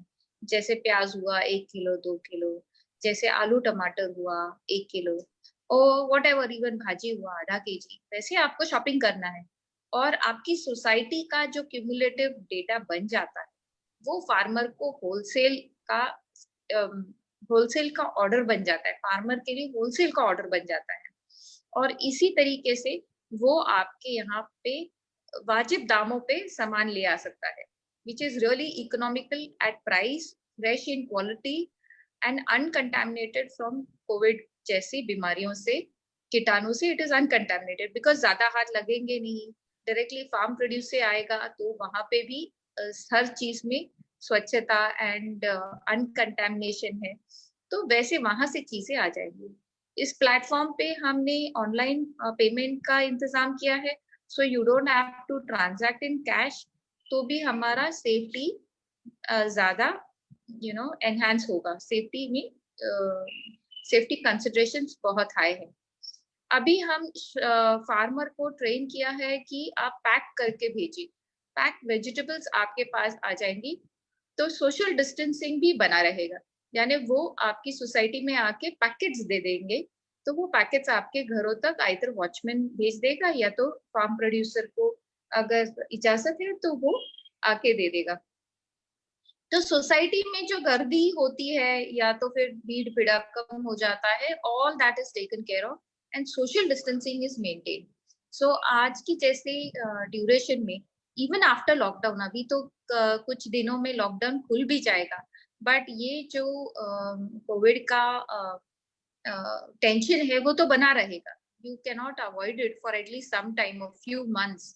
तो उसके लिए you have to be self cautious, आपने खुद का कंट्रोल करना है, and you have to buy stuff from the most reliable of the sources and the most social distancing का ये पालन करते हुए आपको करना है।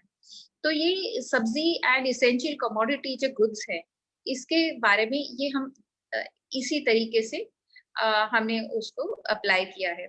Now here the vegetables are there are around 50 plus vegetables. There are around 10 to 15 plus fruit items in the store. तो आपको प्ले स्टोर में, गूगल प्ले स्टोर में जाके ये एप्लीकेशन डाउनलोड करना है. And if you see your society registered, then you just click it, select it, and get inside and see the store. Otherwise, you have to register if हमारे पास अगर नहीं है तो आपको रजिस्टर करना है. तो एक छोटा सा फॉर्म है, not too much, feels only छोटा फॉर्म है, वो भर के आपको अंदर आना है. अंदर आके अगर आपके लोकेशन पे कुछ भी प्रोड्यूस नहीं है तो नीचे एक फोन नंबर दिया है, वहां पे आपको बोलना है. तो हम आपको उस एरिया में कोई जो भी फार्मर है उससे कनेक्ट कर देंगे, क्योंकि फार्मर्स हर जगह पे नहीं जा रहे. अभी जैसे ठाणे वगैरह के एरिया के फार्मर्स हैं वो साउथ मुंबई में नहीं आ रहे. सो फार्मर्स अपने अपने लोकेशन का कन्वीनियंस, ट्रांसपोर्ट का कन्वीनियंस देख के उसी जगह पे आ रहे हैं. So you need to give us a call, and if you don't see any produce in your location, please give us a call, and हम वहाँ पे we'll try a level best to connect you with the closest farmer in that area. So after this, there's a little promo video that I will show you. That is जब हमारा inauguration हुआ था on the 26th, senior minister Subhash Desai sir, he is an industrial minister of the state, तो उन्होंने कुछ अच्छे शब्द कहे थे. I will show you that video. So can I, sir, take some time to show a promo video? Sunil ji, मैं screen share कर सकती हूँ? बिल्कुल बिल्कुल, you are hello. मुझे दो वीडियो दिखाने के लिए टाइम है या कैसे? बिल्कुल करूं? दिखा सकती हैं आप. पहला आपका एवी भी दिखा सकती है और सुभाष देसाई जी का जो शुभकामना वो भी दिखा सकती है. बिल्कुल, गो अहेड सर.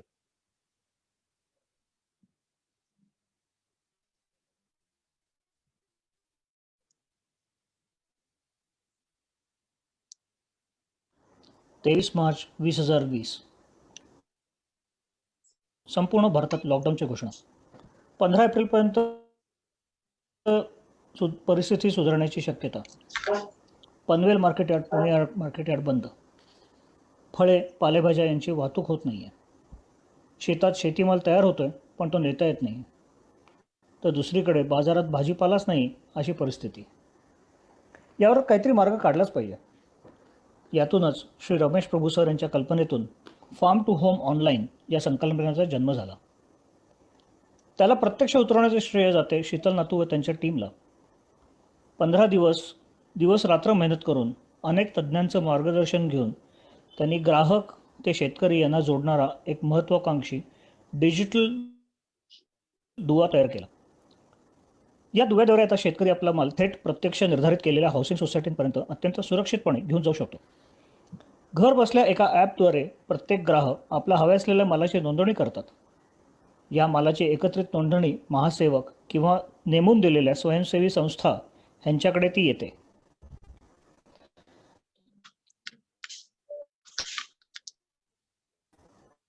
तो त्या मागणीची बाजारभाव व लागणाऱ्या गाडीची व्यवस्था व टोटल किती माल आहे ह्याचे एकत्रितपणे वर्गवारी करून ती यादी शेतकऱ्यांकडे सुपूर्द करतात. सोसायटीवर आलेले हे वर्गीकरण मालाची व्यवस्था करायला शेतकऱ्यांना अत्यंत सोयीचे पडते. दुसऱ्या दिवशी सोसायटीमध्ये जाऊन या मालाची डिलिव्हरी करता येते. माल जेव्हा ग्राहकांना पोहोचतो तेव्हा ते सेम ॲपद्वारे ओके म्हणल्यानंतर शेतकऱ्याला त्याचे पैसे लगेच ऑनलाईन पेमेंट पद्धतीने सुपूर्द केले जातात. काही दिवसांपूर्वी स्वप्नवत वाटणारी ही गोष्ट आता प्रत्यक्षात उतरली आहे. आंबे, द्राक्ष, कलिंगड, फळभाज्या यांची विक्री पुणे, मुंबई यासारख्या ठिकाणी सुरू होत आहे.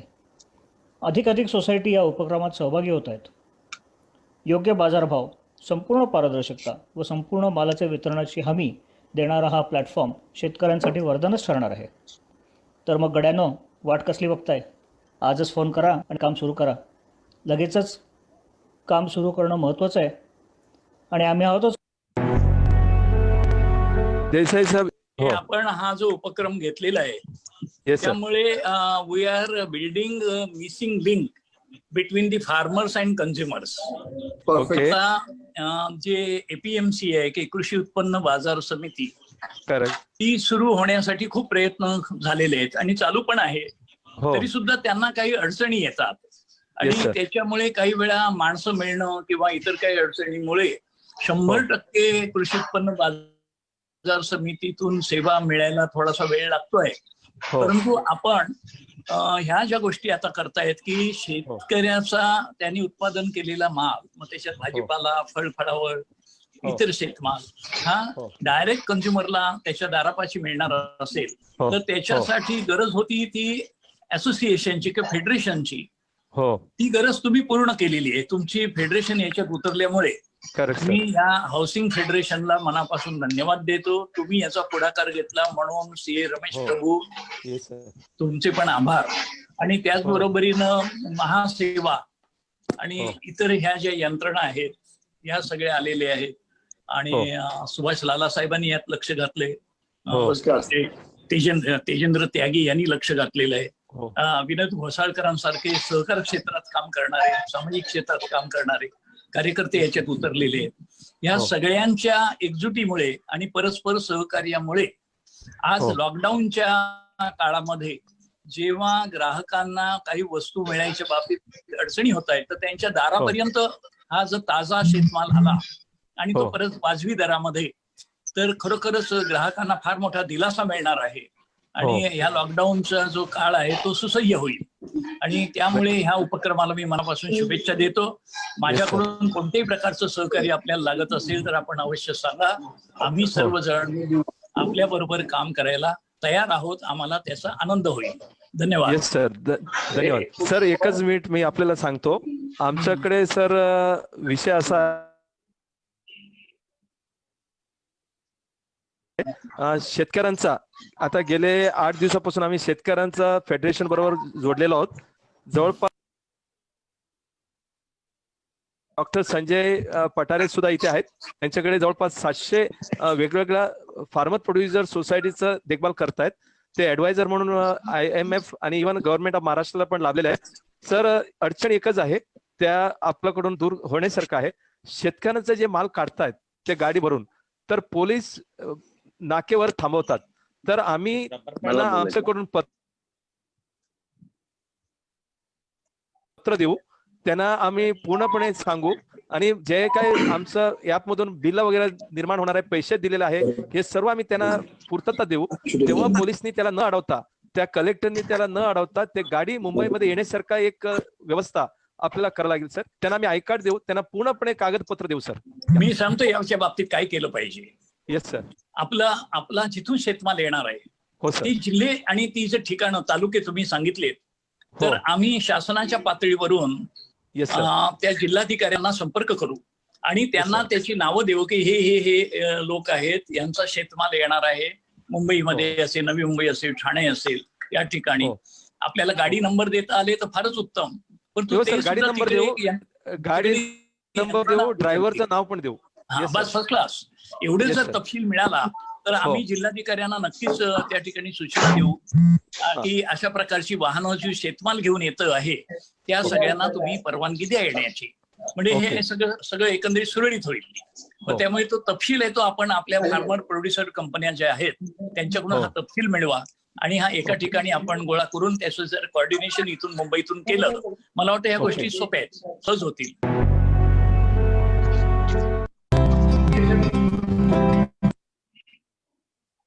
Hello Sunil ji. Yes thank you very much Sheetal ji. जैसा आप अपना लिंक शेयर करें. हाँ जी Sheetal ji link share. Farm to home दोस्तों ये किसानों को तो राहत देगा जैसे सुभाष देसाई जी ने बोला, लेकिन ये कंज्यूमर को भी राहत देगा. और देखा आपने शीतल नातू जी ने एप्लीकेशन बनाई है और प्रेरणा मिली है हमारे जो प्रधान सेवक है रमेश प्रभु जी महासेवा के, उनसे प्रेरणा लेकर और तमाम महासेवक इसकी टीम में लगे हैं कि किस तरह से ये एप्लीकेबल हो, ये अमल में आए. और अमल में आ रहा है. लोग मुंबई और बड़ी सिटीज में पूना वगैरह सब फॉलो कर रहे हैं, लोग लगे हुए हैं. तो कंज्यूमर को तो दिलासा देगा जैसा सुभाष देसाई जी ने बोला. दोस्तों आगे बढ़ते हुए मेल आईडी और उनका नंबर शेयर कर रही है शीतल नातू जी.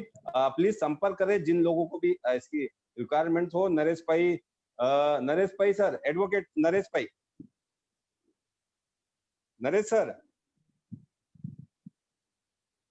तो मैं आपको बता दूं आज का जो प्रेजेंटेशन था दोस्तों, बड़ा ही एक्सीलेंट प्रेजेंटेशन जैसे मैं देख सकता हूं कि चैट बॉक्स में जो लोग तमाम बोल रहे हैं excellent and informative.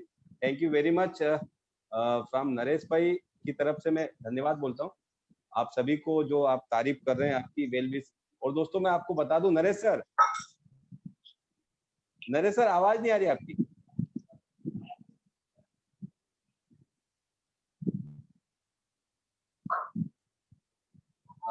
Naresh sir है नरेश सर है, आवाज ही नहीं आ रही उनकी। नरेश सर है मैं ओके शायद एरर्स का प्रॉब्लम आ रहा है उनका इंटरनेट। तो हम बिल्कुल सब नरेश सर हाईलाइट जीत पे सवाल जैसा सर ने अभी बोला था ऑनलाइन लीव लाइसेंस के बारे में, ठाकुर जी है हमारे पास, कौस्तुभ ठाकुर। तो मैं उनको बुलाना चाहता हूँ, आप थोड़ा इनवाइट कीजिए उनको। मैं पोस्ट किया है कौस्तुभ ठाकुर जो पुणे से जुड़े अपने पास, और वो ऑनलाइन कौस्तुभ ठाकर बराबर, और वो ऑनलाइन लिव इन लाइसेंस का करते हैं। तो थोड़ा सा 5 मिनट में वो ब्रीफ में समझाएंगे। बिल्कुल सर भी जुड़े। कौस्तुभ ठाकुर जी आपका स्वागत है। Kaustubh ji welcome. Yes sir. Thank you sir. किस तरह से थैंक यू सर। जो डिजिटल का जमाना चल रहा है, डिजिटल का जमाना है और आपको भी बड़े ही डिजिटल को फॉलो कर रहे हैं, तो लीव लाइसेंस को किस तरह से ऑनलाइन डिजिटल के जरिए आप इस्तेमाल करते हैं तमाम लोग। तो आप हमारे जो फेसबुक पे तमाम लोग देख रहे हैं उनको बताइए, और जो हमारे पार्टिसिपेट तमाम सैकड़ों जुड़े हुए हैं उनको बताइए सर। यस सर, नमस्कार सर, मैं कौस्तुभ ठाकर पुणे से बोल रहा हूँ सर। मैं आवाज आ रही है सबको सर? यस आ रही sir, go ahead sir, go ahead. Pune से बोल रहा हूँ। मैं ऑथोराइज सर्विस प्रोवाइडर हूँ। दैट मीन्स गवर्नमेंट ने हम लोगों को leave and license agreement online करने के लिए ऑथोराइज किया है और उसको ऑथोराइज सर्विस प्रोवाइडर बोल लेते हैं। तो हम पुणे से वो करते हैं। ये ऑल ओवर महाराष्ट्र में हो सकता है, हमारे बॉम्बे में लोग हैं, ठाणे में है, और ऑल ओवर महाराष्ट्र में है। और ये लीव एंड लाइसेंस एग्रीमेंट हम ऑनलाइन कर सकते हैं। इसमें हम यदि कस्टमर हमारे ऑफिस में आते हैं तो भी हम लीव एंड लाइसेंस एग्रीमेंट कर सकते हैं, या इधर कस्टमर हमको बोले कि आप हमारे ऑफिस में आ जाइए, घर में आ जाइए, तो हम घर में जाके उधर कर सकते हैं। खाली उनके लिए उधर जो कुछ भी फैसिलिटी चाहिए मीन्स उधर ये आना चाहिए, चलना चाहिए अपना जो लगता है। मीन्स सपोज मुझे ऑनलाइन चाहिए तो उसका जो करने के लिए लगता है वो उधर आना चाहिए, तो हो सकता है उनके घर में, बाकी कुछ नहीं। और ये लीव एंड लाइसेंस एग्रीमेंट के लिए गवर्नमेंट का एक फॉर्मेट है, वो फॉर्मेट उन लोगों ने बहुत बढ़िया वाले एडवोकेट्स लोगों को हाथ में लेके वो फाइनलाइज किया है, वो ही फॉर्मेट होता है। और यदि कुछ एडिशनल करना है तो हम उसमें कर सकते हैं, लेकिन उसको लिमिटेशन से ज्यादा हम कर नहीं सकते हैं। इसमें कस्टमर के पास से हमको ओनर का डिटेल्स चाहिए, टेनेंट का डिटेल्स चाहिए, जो जगह वो लीव एंड लाइसेंस पे दे रहा है उसके डिटेल्स लगते हैं, 2 विटनेसेस लगते हैं, वो विटनेसेस के भी आधार कार्ड लगते हैं। और ये बेसिकली सब it is depend upon the Aadhaar card only, because ये फाइनलाइज कैसा हो जाता है तो इसके ऊपर जो कुछ भी ओनर है, टेनेंट है, उनका हम इधर फोटो लेते हैं और उनका जो आधार कार्ड है वो आधार कार्ड इधर ऑनलाइन मैच किया जाता है, और यदि मैच होता है तो ही ये हो सकता है, अदरवाइज ये नहीं होता है। इसके लिए आधार कार्ड बहुत जरूरी है। और आधार कार्ड के ऊपर मोस्टली हमको आधार कार्ड में तो प्रॉब्लम किधर आता है सर, जो एज से थोड़े ज्यादा है, जो साधारण एक 75 के ऊपर है, उस लोगों के सामने प्रॉब्लम आता है, क्योंकि उनको थंब इम्प्रेशन प्रॉपर आता नहीं है, तभी इसमें प्रॉब्लम हो सकता है। और जो लेडीज है मोस्टली वो काम करते करते उनका थंब इम्प्रेशन भी थोड़ा प्रॉब्लम होता है, तो 65 के ऊपर जो लेडीज है उनका भी कभी कभी प्रॉब्लम होता है। हर टाइम ये आता है ऐसा ही कुछ नहीं, मेरे पास 90 वाले लोग भी है जिन्होंने ये ऑनलाइन कर चुके हैं, ऐसा कुछ प्रॉब्लम नहीं, लेकिन कभी कभी आता है तो उस टाइम वो ये हो नहीं सकते, because it is totally depend on the Aadhaar card.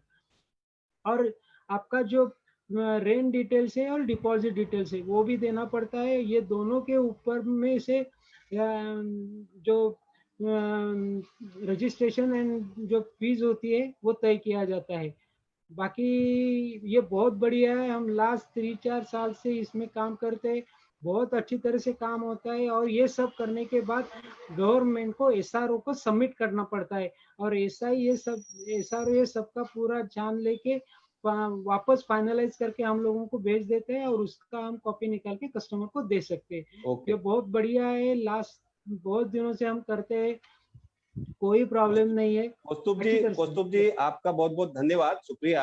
आपके नंबर शेयर कर दे चैट बॉक्स में कौस्तुभ जी। यस सर, आपके नंबर शेयर कर दे, धन्यवाद। कौस्तुभ जी मेरा नंबर, हाँ मेरा मोबाइल नंबर है, चैट बॉक्स में लिख दीजिए सर, चैट बॉक्स में लिख दीजिए। ओके मैंने लिखा है, फिर भी वापस मैं लिखता हूँ। नहीं, अभी कुछ लोग डिमांड कर रहे हैं तो आप लिख दीजिए तमाम। देख सकते हैं आप, ये ऑथोराइज हैं, कभी सेपरेट इनके एक सब्जेक्ट पर रखेंगे हम कॉन्फ्रेंस आने वाले दिनों में दोस्तों। लेकिन आज हमारा जो सब्जेक्ट है, हम सब्जेक्ट से ना भटके और मैं आपको आगे लेके चलता हूँ। नरेश भाई हमारे जो आप की नोट स्पीकर है, एडवोकेट नरेश भाई बॉम्बे हाईकोर्ट के। तो हाँ जी, मैं नरेश जी आपको मैं बता दूं, फेसबुक पे बड़े अच्छे शर्मा कमेंट जी मिल रहे हैं बताइए। आप चैट बॉक्स में तो बहुत अच्छे आपको शुभकामना मिल रही, excellent presentation and very informative presentation इस तरह की आपको मिल रही। लेकिन फेसबुक पे आपको बता दूं तमाम पार्टिसिपेंट आप जुड़े हुए हैं, उन लोग अच्छी आपका प्रेजेंटेशन की तारीफ कर रहे हैं। धन्यवाद नरेश भाई की तरफ से सभी। Thank you so much, thank you so much. और फेसबुक पे आपको कमेंट बता दूं, हरिराम चौधरी बोल रहे हैं वेरी इंफॉर्मेटिव सेशन। वर्षा शाह कमेंट्स को लाइक कर रही हैं, उन कमेंट्स किया है। और मिस्टर आनंदन मुदिलियर हैं, आनंदन मुदिलियर, इन्होंने बहुत अच्छा बोला है। तो बहुत ही अच्छे अच्छे कमेंट्स आ रहे हैं फेसबुक पे। जितने दोस्तों आप जुड़े हुए हैं, आप अच्छे कमेंट्स कर रहे हैं, आप देख रहे हैं, बहुत अच्छा। और ये वेरी इंफॉर्मेटिव इस तरह से हरिराम चौधरी जी चैट बॉक्स में लिखे, तो तमाम लोगों को दोस्तों धन्यवाद। और अब मैं हमारा जो लास्ट है सवाल जवाब का, तो लोगों के सवाल ले लेते हैं दोस्तों। मैं सवाल रीड करूंगा और उसी तरह से जवाब हमारे जो कीनोट स्पीकर हैं एडवोकेट नरेश भाई देंगे।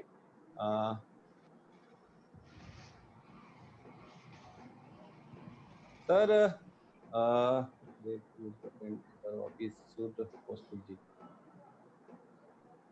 सर चांद्रू जी हैं, ये what's stamp duty on gift deed from bhabhi to devar and devar to भाभी।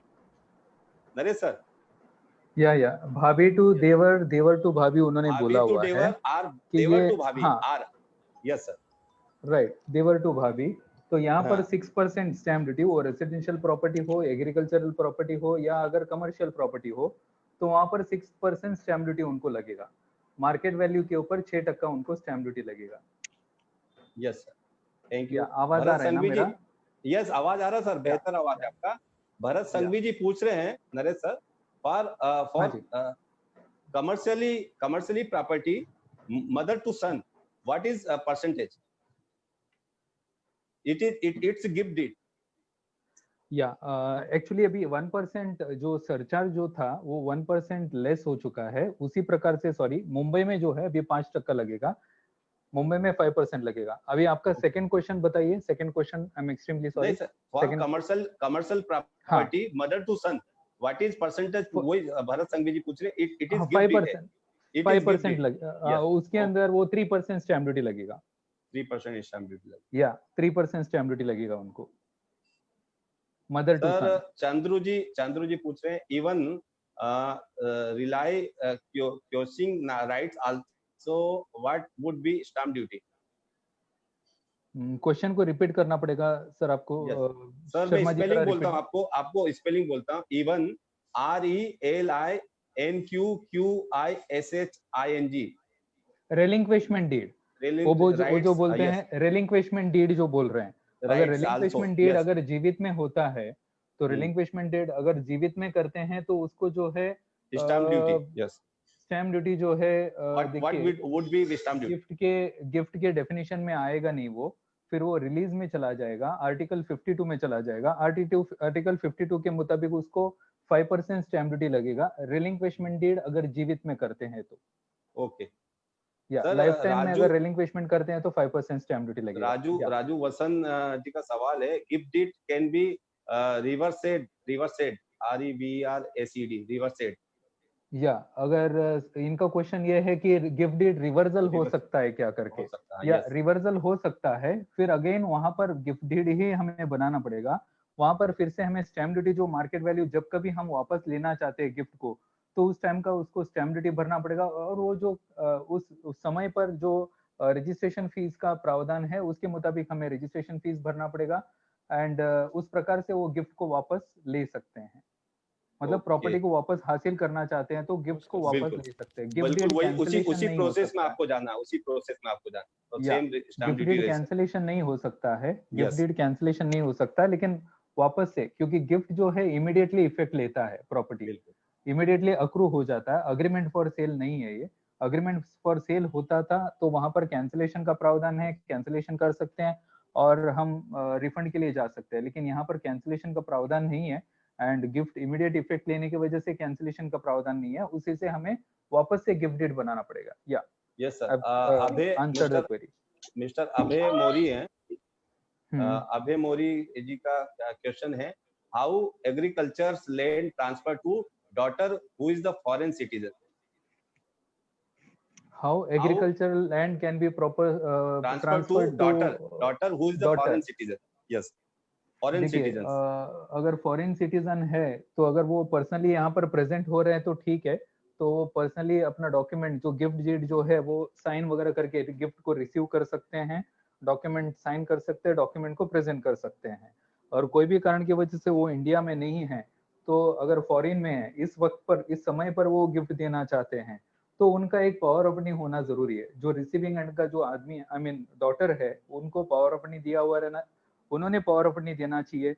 एंड वो पावर ऑफ अटर्नी जो है अगर इंडिया में बनाया हुआ है तो unregistered power of attorney unregistered document के बेसिस के ऊपर गिफ्ट ले सकते हैं। या अगर समझो अगर वो आउट ऑफ इंडिया है तो उनको एक पावर ऑफ अटर्नी बना के power of attorney Indian embassy के सामने जाके वहां पर उनको ऑथेंटिकेट करना पड़ेगा पावर ऑफ अटर्नी, या अगर उस पावर ऑफ अटर्नी को उनको अपोस्टाइल करना पड़ेगा। अपोस्टाइल करने के लिए वेरियस अथॉरिटीज है, तो वहां पर अपोस्टाइल होने के बाद इंडिया में आएगा वो पावर ऑफ अटर्नी, एंड उसके बाद उसको यहाँ का कायदे के अनुसार उसको स्टैम्प ड्यूटी भरना पड़ेगा, that is 500 rupees stamp duty. And एक बार स्टैम्प ड्यूटी भरने के बाद उस पावर ऑफ अटर्नी के बेसिस के ऊपर वो गिफ्ट डीड को एग्जीक्यूट कर सकते हैं और प्रॉपर्टी ट्रांसफर कर सकते हैं। Okay sir, okay. Next question है मिस्टर चांद्रू का, what about exchange of property? What about exchange of property sir, ज्यादा डिटेल। एक्सचेंज ऑफ प्रॉपर्टी, देखिए एक्सचेंज ऑफ प्रॉपर्टी जो है अलग आर्टिकल में आता है, वहां पर स्टैम्प ड्यूटी जो मार्केट वैल्यू के ऊपर लागू होगा। कृपया ऑडियो म्यूट रखें। मिस्टर विशाल बामने, जिनका ऑडियो ऑन है कृपया म्यूट रखें। Yes sir, go ahead sir. Naresh sir, देखिए एक्सचेंज ऑफ प्रॉपर्टी के ऊपर स्टैम्प ड्यूटी लगती है, तो वहां पर आज मुंबई में अगर होता है तो 5% स्टैम्प ड्यूटी लगेगी। और इस डॉक्यूमेंट के अंदर ये देखा जाता है स्टैम्प ड्यूटी कलेक्शन के लिए कि कौन सा फ्लैट का एरिया बिगर है, बिगर एरिया कौन सा है, या कंसिडरेशन। और समझो कोई आदमी एक 500 स्क्वायर फुट का फ्लैट है, उसका फ्लैट 700 स्क्वायर फुट वाले के साथ वो एक्सचेंज कर रहा है और वहां पर कंसिडरेशन दिया जा रहा है कुछ, तो वो कंसिडरेशन या प्रॉपर्टी का वैल्यू जो बिगर रहता है, बिगर एरिया के ऊपर उसका स्टैम्प ड्यूटी लिया जाएगा और एक डॉक्यूमेंट को रजिस्ट्रेशन किया जाता है, दैट इज एक्सचेंज डीड। तो इस तरह से जो बिगर एरिया और consideration which ever is higher, तो उसके ऊपर स्टैम्प ड्यूटी लगती है। तो normally consideration is lesser than the, ऐसा केसेस में consideration is normally lesser than the market value रहता है बिगर फ्लैट का, तो उस वजह से उसको जो बड़ा एरिया का फ्लैट है उसके ऊपर स्टैम्प ड्यूटी आएगा एंड 5% मार्केट वैल्यू के ऊपर स्टैम्प ड्यूटी लगेगी। Yes yes. मिस्टर योगी हैं, मिस्टर योगी का सवाल है, I think as per FEMA there are restriction on transfer of the agriculture land to foreigners. Sir repeat करूं क्वेश्चन सर? हाँ बताइए बताइए। अच्छा, उनका ये बोलना है एग्रीकल्चर लैंड जो है फॉरेनर को, फॉरेनर को ये करने के लिए वो बोल रहे हैं रिस्ट्रिक्शन है। I think as per FEMA there are restriction on transfer of agricultural land and foreigner. Yes, क्या देखिए यहाँ पर फॉरेनर को जहां तक मुझे मालूम है कि ये जो है इंडियन ओरिजिन है, उन्होंने जो बताया, मेरा आंसर ये था कि वो अपना बेटी को करना चाहते हैं प्रॉपर्टी, तो यहाँ पर वो फॉरेनर करके नहीं माना। हाँ, फॉरेनर करके अगर ऐसा कुछ है तो वो प्रोविजन मुझे, I need to check the provision, उसके बाद ही उसके ऊपर कमेंट कर सकता हूँ। जहां तक मुझे मालूम है कि अगर एनआरआई है तो इंडियन एनआरआई है तो उनके ऊपर वो फॉरेनर करके वो स्टेटस नहीं आता है, एनआरआई को दे सकते हैं, ऐसा मुझे लगता है। Still I need to check the provision. Yes, okay sir, then only I can comment and the person जिसने भी क्वेश्चन किया he can reach out me on my number and या आप अभी नंबर शेयर करेंगे, मेरा नंबर शेयर कर देता हूँ।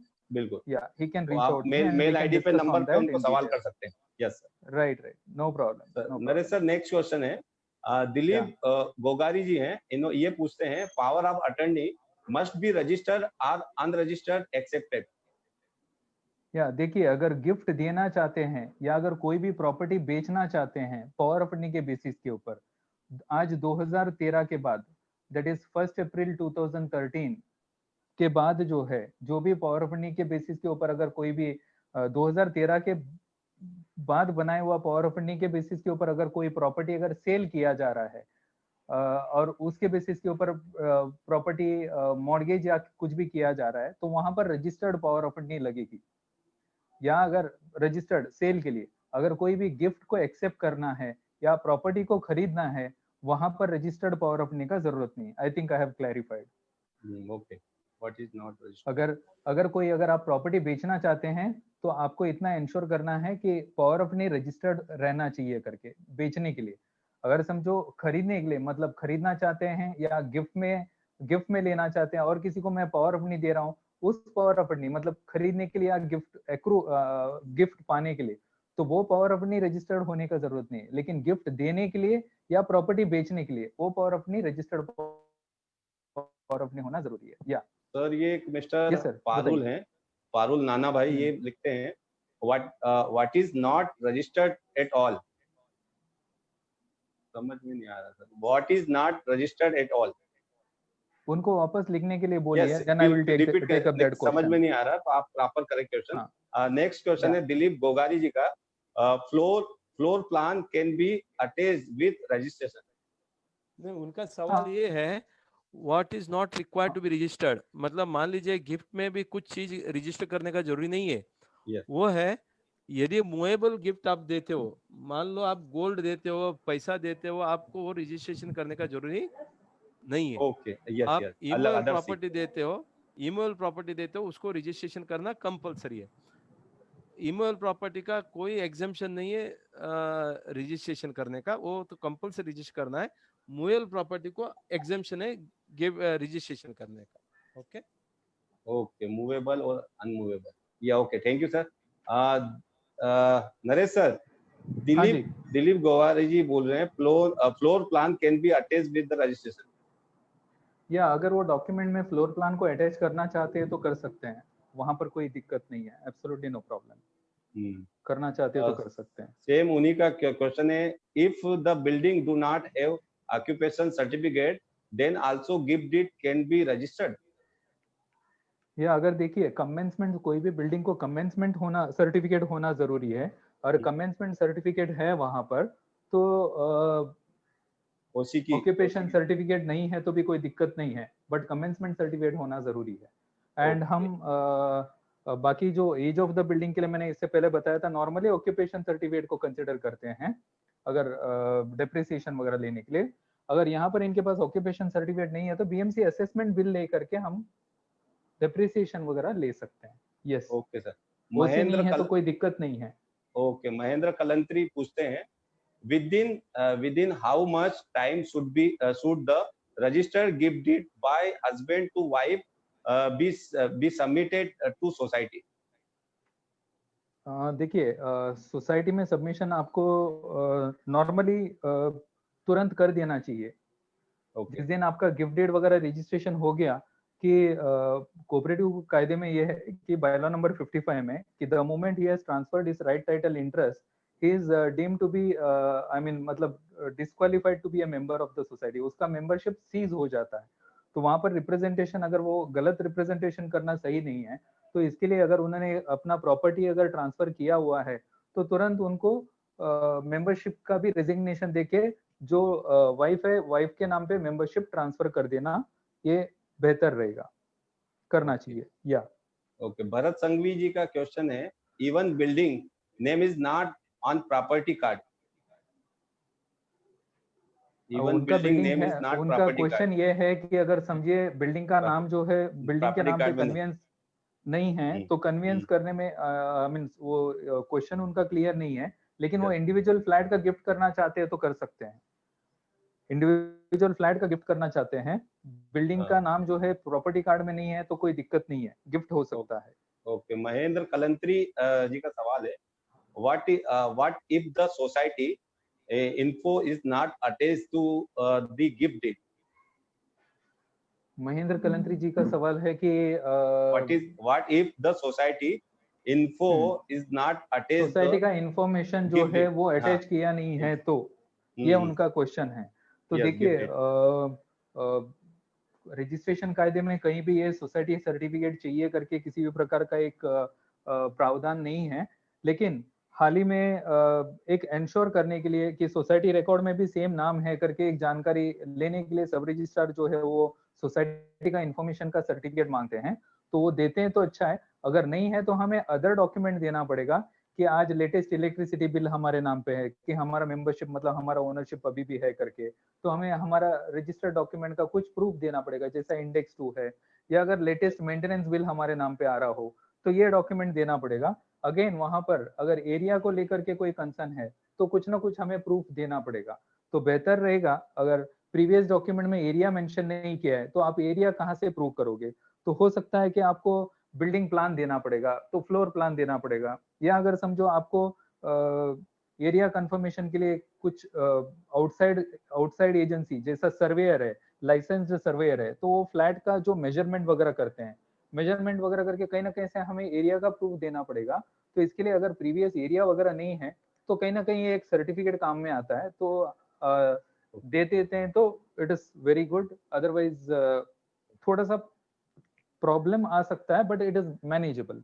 या ओके सर, मिस्टर स्वामीनाथन है, मिस्टर स्वामीनाथन की क्या क्वेश्चन है, all the documents are compulsory for gift deed, ये एक सवाल है इनका, what if the documents are not available for the reason that the society is 70 years old? 70 years old। यहाँ पर जो जितना भी लिस्ट ऑफ रिक्वायरमेंट मैंने जो लिखा हुआ है कि एकदम सिंपल रिक्वायरमेंट लिखा हुआ मैंने, वहां पर ज्यादा कोई रिक्वायरमेंट नहीं है, नॉर्मल रिक्वायरमेंट है, जैसा प्रॉपर्टी कार्ड है वो सोसाइटी में से मिल सकता है, शेयर सर्टिफिकेट इनके पास पड़ा हुआ है, या अगर बीएमसी असेसमेंट बिल है, इनको साल भर में एक बार आता ही है उसका कॉपी, कि ऐसा नहीं कि बहुत पुराना डॉक्यूमेंट, एकदम रीजनेबल रिक्वायरमेंट है तो वो प्रोवाइड कर सकते हैं, और नहीं प्रोवाइड करेंगे कहीं ना कहीं थोड़ा सा हार्डशिप फेस करना पड़ेगा, इतना ही कहूंगा मैं। Okay, Parul Nana Bhai, what is effect on gift, what is effect on gift if deed is not registered? देखिए अगर गिफ्ट डीड रजिस्टर्ड नहीं है तो ये कंपल्सरी रजिस्ट्रेबल डॉक्यूमेंट है, अगर ये रजिस्ट्रेशन किया नहीं रहता है so that gift will not take effect, कि गिफ्ट कायदे में ये माना जाता है कि गिफ्ट हुआ ही नहीं है, प्रॉपर्टी ट्रांसफर ही नहीं हुआ है, तो इस तरह का माना जाता है। जो कायदे में बोला हुआ है कि इसको रजिस्ट्रेशन करना चाहिए तो रजिस्ट्रेशन नहीं किया हुआ है, then gift is not effected, gift हुआ नहीं है, इस तरह से माना जाता है। या सेक्शन 49 प्रोवाइड करता है कि अगर जो डॉक्यूमेंट रजिस्ट्रेशन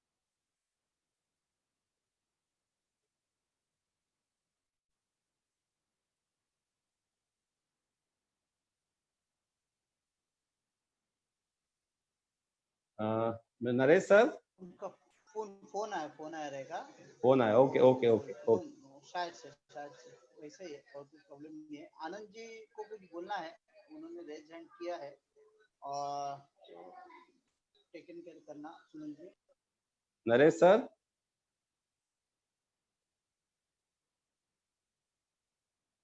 देख सकते हैं तमाम जो हमारे, यस सर, नरेश सर, या आवाज आ रहा है ना मेरा? यस, आवाज आ रहा है सर। या तो मैं ये कह रहा था कि या जस्ट आई हैव आंसर्ड, वो क्वेरी आंसर किया है कि उनको सेक्शन 49 के अंतर्गत रजिस्ट्रेशन इज कंपलसरी। तो ये कहा था कि registration is very much required. या बताइए। अगला है mister Swaminathan, how to find out survey number when the same is not available with the society for owner. Society आप क्वेश्चन जरा रिपीट करोगे? क्वेश्चन जरा रिपीट करोगे please? How to find out survey number when the same is not available with the society और the owner. देखिए, society में first agreement जो रहता है उसके अंदर कहीं ना कहीं आपको CTS number and survey number मिलता है।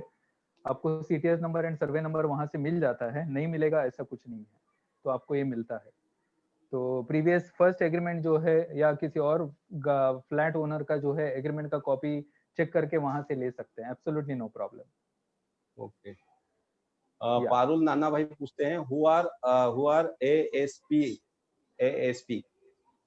अभी ऑलरेडी मिस्टर ठक्कर साहब ने बोला हुआ है कि एएसपी ऑथोराइज्ड सर्विस प्रोवाइडर की रजिस्ट्रेशन डिपार्टमेंट ने आउटसोर्सिंग किया हुआ है जो leave and license online registration के लिए, तो उनको एएसपी बोला जाता है, ऑथोराइज सर्विस प्रोवाइडर बोला जाता है। तो ऑथोराइज सर्विस प्रोवाइडर का जो शॉर्ट फॉर्म जो है दैट इज एएसपी। ओके, ऐसा है। या ओके। स्वामीनाथन जी सेम उसी से रिलेटेड सवाल पूछ रहे हैं, with respect to leave and license agreement, if the previous rent agreement is not available, how to find out the SRO online? वापस बताइए, I am sorry. Yes, with respect to leave and license agreement, if the previous rent agreement is not available, how to find out the SRO online? SRO online में कैसे ढूंढ सकते हैं? नहीं, उनके पास agreement का कॉपी नहीं है, वो ये बोल रहे हैं। Yes, live and license agreement. हाँ, लिव एंड लाइसेंस का एग्रीमेंट का कॉपी नहीं है करके previous rent agreement not available. Previous rent agreement का How to find out the SRO online? Check करना है या Yes, अगर एसआरओ में उनको चेक करना है तो वहां पर उनका सीटीएस नंबर अगर पहला लिव एंड लाइसेंस में उन्होंने डाला हुआ रहेगा तो सीटीएस नंबर के ऊपर सर्च कर सकते हैं। अदरवाइज उनका ओरिजिनल एग्रीमेंट गुम गया है तो उनके पास कॉपी होगा, वो डॉक्यूमेंट नंबर है, डॉक्यूमेंट नंबर के बेसिस के ऊपर वो डाउनलोड कर सकते हैं। ये दो ऑप्शंस। ओके। या दिलीप गोगारी जी पूछते हैं, power of attorney must be registered और अनरजिस्टर्ड एक्सेप्टेड। मैंने ऑलरेडी डिस्कशन किया हुआ है इसके ऊपर, आंसर भी दिया हुआ है। ओके सर, अगला है रिपीट करना है तो रिपीट करता हूँ। नहीं ओके, बता दिया। Parul Nana Bhai, will collectors approval be required if premises are the on collector land, any fees to be paid, if so how much? या देखिए, अगर कलेक्टर का जमीन के ऊपर है तो वहां पर कुछ जब जमीन ग्रांट करते समय कोई कंडीशन वगैरह डाला हुआ है कि एनओसी चाहिए तो आपको एनओसी लेना चाहिए, एनओसी लेना पड़ेगा। कलेक्टर का लैंड के ऊपर कोई भी प्रॉपर्टी है और उस प्रॉपर्टी का आप गिफ्ट करना चाहते हो तो आपको कलेक्टर का एनओसी जरूरी है। आपको इन प्रिंसिपल उनका एनओसी पहले लेना पड़ेगा, उसके बाद ही आपको एग्रीमेंट रजिस्टर करना चाहिए। यस सर, मिस्टर फेलिक्स है, इनका सवाल है, a mother has 3 children, she makes a gift deed for flat in the youngest son name, can be other 2 children object? या देखिए, अगर सेल्फ एक्वायर्ड प्रॉपर्टी है तो mother can decide whether she wants to give it to younger son और elder son और तीसरा son को, तो वो she can decide on her own. And बाकी जो दूसरे बच्चे जो है जिसको गिफ्ट नहीं जा रहा है तो उनका कोई परमिशन लेने का या कंसेंट लेने का कोई जरूरत नहीं है, डायरेक्टली ट्रांसफर कर सकते हो। Okay, floor plan attach with register हो गया, if the building do not have can be register, ये हो गया। any additional requirement, give the case collector land? Yes sir. आनंद गुप्ता जी को कुछ बोलना है। आनंद जी,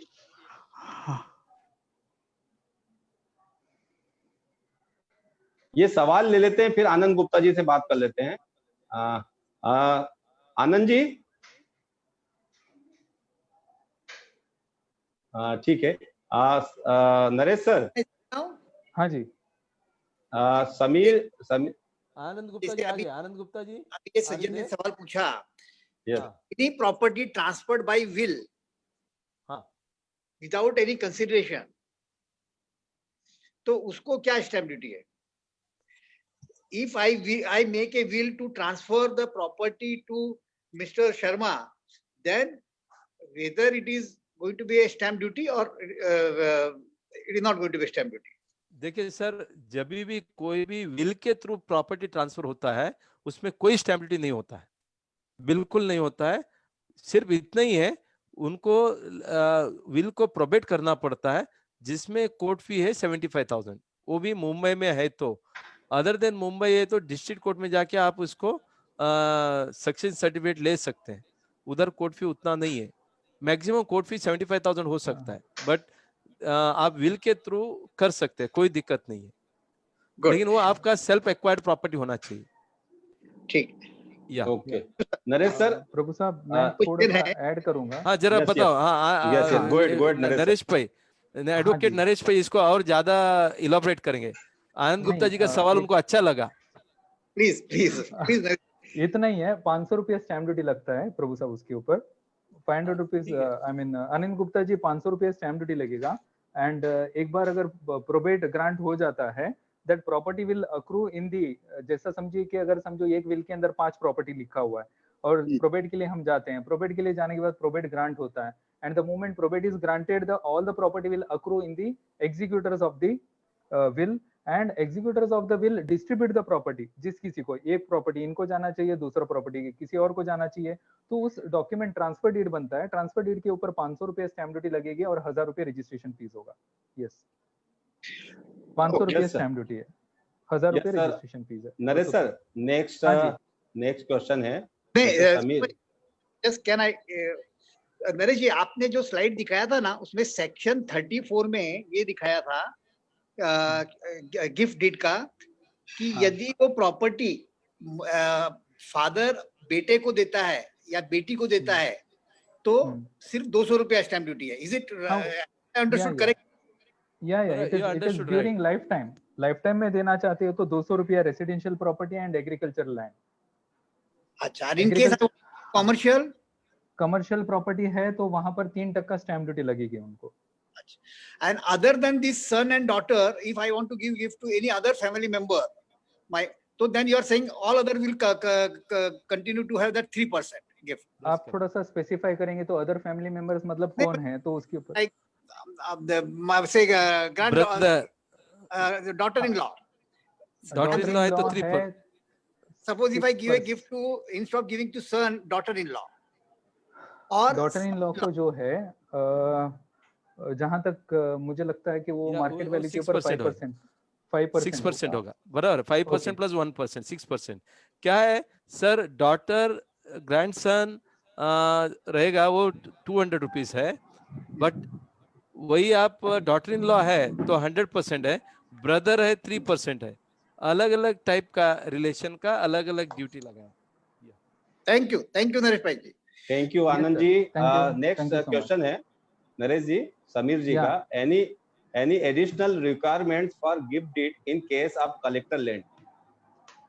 इसका जवाब मैं ऑलरेडी देख चुका हूँ कि यानी एडिशनल की एनओसी लगता है, कलेक्टर का एनओसी लेना पड़ेगा आपको। ओके, तो तब जाके आप कर सकते हो। ओके, नेक्स्ट क्वेश्चन है लीव लाइसेंस से मिस्टर गुरविंदर का। Is a leave and license agreement for a flat to be made for 11 months or for the 5 years at a time? देखिए, लीव एंड लाइसेंस जो है नॉर्मली लोग 11 महीने के लिए इसके लिए करते हैं कि उनको रजिस्ट्रेशन कंपलसरी नहीं होता है करके, लेकिन सेक्शन 55 मैंने ऑलरेडी कोट किया था कि it is A compulsory registrable document. Section 17 में ये कहा है कि लीज एग्रीमेंट अगर 11 महीने से लीज तो लीज अगर होता है, अगर वो 11 महीने से कम का पीरियड का है या उसके लिए रजिस्ट्रेशन कंपलसरी नहीं है करके वहां पर बोला हुआ है lease. But as far as leave and license is some different document. मेरा ओपिनियन ये है कि इवन लीव एंड लाइसेंस अगर 11 महीने से लेस देन 11 महीने का पीरियड है तो उसको स्टैम्प ड्यूटी पूरा भरा हुआ रहना चाहिए और रजिस्ट्रेशन किया हुआ रहना चाहिए।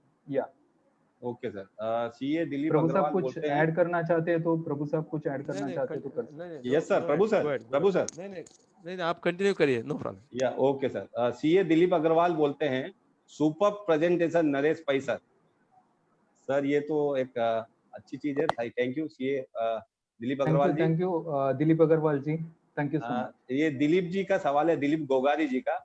If tenanted property without consent of landlord given on leave and license, and if it is registered, then what are consequence? मैं ये बताऊंगा कि उनका क्वेश्चन ये है कि अगर टेनेंटेड प्रॉपर्टी आपका पहले है और फर्दर आप लिव एंड लाइसेंस दे रहे हो, तो जहां तक मेरा ये बोलना है कि आप टेनेंट हो तो आपका अग्रीमेंट के अंदर वहां पर क्लॉजेस है क्या, whether you have a clauses to sub reassignment करने का, सबलीज क्रिएट करने का आपके पास अधिकार है क्या, फर्स्ट ऑफ ऑल ये देखना चाहिए। अगर आपका सबलीज करने का लिव एंड लाइसेंस करने का अधिकार है तो ही आप कर सकते हो। तो अगर तो ही है तो आप फर्दर जाके उसको टेनेंट होने के बावजूद भी आप further leave and license create कर सकते हो। अच्छा, दूसरा आपको रिक्वेस्ट है सब लोगों को, अपना चैट बॉक्स में अगला जो वेडनेसडे है जो हमारा डॉक्यूमेंट के ऊपर है, तो आप क्या चाहते हो, कौन सा डॉक्यूमेंट के ऊपर चर्चा होना चाहिए, आप चैट बॉक्स में डालिए, ताकि परमानेंट ऑल्टरनेट अकोमोडेशन या आपका रीडेवलपमेंट एग्रीमेंट या agreement for sale, MOFA agreement, किसके बारे में जानकारी चाहते हो वो आप जरा डाल दीजिए, ताकि दैट बिकम्स मच इजियर। बिल्कुल, आप जनता जनार्दन की क्या मांग है, अगले हफ्ते किस डॉक्यूमेंट्स पर हम बात करें, आपको क्या अहम जानकारी चाहिए, कृपया लिखें। दोस्तों अगला कमेंट है विजय अटकरी जी का, very good session, thank you sir. Naresh sir इस तरह का, Vijay sir thank you. Prabhakar Shetty ji, what is order of government for non payment of rent during lockdown? Sir इसका जवाब ये देना चाहूंगा, आज के तारीख में गवर्नमेंट ने बताया था रेंट जो है 3 महीना देने का नहीं है, बट इसके ऊपर बहुत सारा चर्चा हो रही है। तो कोर्ट के ऊपर भी ये जानकारी आया है, कोर्ट ने भी इसके ऊपर कुछ जानकारी दी है, तो we have to wait and watch. Okay, thank you. अच्छा, अभी मैं आपको बताऊं कि ऑलरेडी वी आर 12:49। यदि किसी को कुछ पूछना है उनको आप मौका दीजिए, तो उनको बोलिए कि ये एक last, please provide mobile number of advocate Naresh भाई सर, तो आप नंबर शेयर करें। और अब मैं चाहूंगा नरेश भाई आप नंबर बताइए, नरेश भाई नंबर मैंने या चैट बॉक्स में मैंने नंबर डाला हुआ है, फिर भी मैं बिल्कुल रिपीट कर दीजिए सर, नंबर बोल भी दीजिए। 9850 822 472 9850 822 और पार्टिसिपेंट्स में मेरा नाम के आगे भी मैंने नंबर लिखा हुआ है, आप वहां से भी नंबर ले सकते हैं। नहीं है उधर, सिर्फ एडवोकेट नरेश भाई दिख रहा है, नंबर नहीं है। हाँ अभी दिख रहा है मैंने, हाँ अभी नंबर डाला है, देखो 9850822472। तो पार्टिसिपेंट के सामने भी उन्होंने अपना नंबर डाला है, आप कभी भी उनको फोन करिए। बिल्कुल, आपको गिफ्ट डीड बनवानी हो, लीव लाइसेंस बनाना हो, या तमाम जो डॉक्यूमेंट से रिलेटेड है दोस्तों, किसी बारे में अनुभवी आदमी हैं और एक्सपर्ट हैं एडवोकेट नरेश भाई, तो इनसे आप सलाह ले सकते हैं। इनके नंबर शेयर किए जा रहे हैं और मेल आईडी, और आपके कुछ सवाल हो मेल आईडी पर आप सवाल कर सकते हैं। दोस्तों आगे बढ़ते हुए मैं इस कॉन्फ्रेंस का समापन कर दूं, क्योंकि टाइम बहुत हो चुका है। लास्ट हम एक या 2 क्वेश्चन लेंगे, हमारे जो तमाम जितने लोग हैं पार्टिसिपेट उनमें से, तो कृपया अपने या जो भी पार्टिसिपेंट्स है वो कुछ सेल्फ इंट्रोडक्शन करें और कुछ बोलना चाहेंगे, करना चाहेंगे, कुछ सुझाव देना चाहते हैं, आप जरूर बताइए, अपने पास 10 मिनट है। बिल्कुल। या आनंद गुप्ता जी कुछ बोलना चाहेंगे? और अस्मिता पाटकर, आशुतोष पाटंकर, BL बाले, बालकृष्ण राय कुछ बोलना चाहेंगे? आनंद गुप्ता जी बताइए, कुछ बोलना चाहेंगे आप? With respect to all your speaker, I'm maybe from 28th March to now, I may have attended at least 15 to 20. But I must say, Naresh Pai, Advocate Naresh Pai, has presented today excellent presentation, which is क्या बात है नरेश, चलो okay. And it is really serving a good purpose. It is genuinely very serving a very good purpose for a very common man to, in a language and which is particular as a Mumbaiker, it is most beneficial because this kind of information is not readily available to a common man. And I really want to give a very word of appreciation for such a excellent. Yes, sir. Thank you very much. Yeah. Thank you so much, Anand Gupta ji. Thank you so much. और builder association के all India प्रवक्ता BAI के, तो एक अनुभवी एक हमें comment मिला है नरेश भाई जी को 100 में से 100 अप्रिशिएट. थैंक यू आनंद जी. अच्छा आनंद जी, अभी आपका दायित्व है इनको आपको बिल्डर्स एसोसिएशन में भी बुलाने का एक आधा डॉक्यूमेंट को लेकर. यस जरूर निश्चित. अजित नाइक जी, आपका ऑडियो ऑन करें. अजित नाइक जी. Yes. Yeah, Karthik Iyer, would you like to say something? Ajit Naik ji. It was a fantastic. Karthik Iyer, please go ahead. It was a fantastic session. The topic, which is a highly complex one, was much simplified, and the presentation was also in a much simplified manner. 3 cheers to Advocate Naresh Bhai. And I got one suggestion in this for the rental on the lockdown period. There is a bar association of Lawyers Bar Association went to the High Court, Bombay High Court, wherein they sought for waiver of rent. Correct. Due to the inability of lawyers to pay the rental, which was totally turned down by the honorable judge, stating that what will the land owners do? How will they meet their commitments? And there is a Delhi High Court judgment also on this particular issue, wherein the High Court has said that there is no question of waiver of rent, and the current lockdown cannot be a reason or an excuse for repudiation or termination of the contract also, rental contract. Yeah. And there is another Bombay High Court judgment in the case of a huge amount of goods which were to be imported from Korea, wherein the Bombay High Court has categorically stated that difficulty, economic slowdown cannot be a reason, recession or whatever cannot be a reason for repudiation of the contract. Correct. And for termination of contract. So all the contracts in this period are valid, cannot be repudiated, cannot be terminated. It has to be honored, but the parties can arrive at a mutual understanding, can defer the payment. They can have a moratorium, but cannot be a total exemption for honoring the contract. Yeah. Good, Karthik. We are looking for your one session. You decide and tell me. We want you to give one lecture. Anybody else would like to say something? Ajit Naik ji. Ajit ji. Sir, I got one small question. Yeah, Ajit. As per the MOFA and also RERA, you have to register your agreements of sale for builder demanding or you are paying more than 10% of the amount. That's correct. Okay, and then what is the procedure in Mumbai you are doing while taking possession? Are you registering the addendum agreement for sale while paying the full stamp duty and the taking possession? Yeah. See, honestly speaking, in Maharashtra, we don't have the concept called sale deed. If you look at north and south, there is one is the agreement for sale, then there is a sale deed. So we don't have a sale deed. What we have is directly conveyance in the name of the society. So therefore, directly separate deed. Yeah, there is a separate conveyance deed directly in the name of society. There is no individual conveyance deed or the sale deed. However, at the time of possession, we take the possession letter. Okay, thank you. From the builder. Yeah. Thank you, Ajit ji. जैसा देख सकते हैं आप chart box में लोगों को जैसे हमने मांगा कि आप अपना एडवाइस दें, सुझाव दें कि हम आने वाले दिनों में डॉक्यूमेंट्स पर वेडनेसडे को क्या सब्जेक्ट लें, तो वो आ रहे हैं.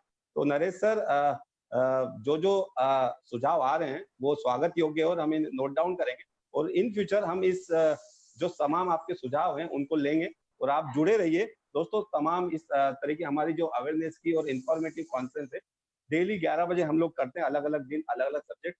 तो मैं आपको कल का सब्जेक्ट बता देता हूँ जाते जाते।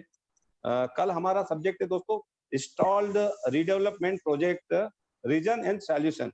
इस पे बात करेंगे कल के सब्जेक्ट पे। आर्किटेक्ट मुकुंद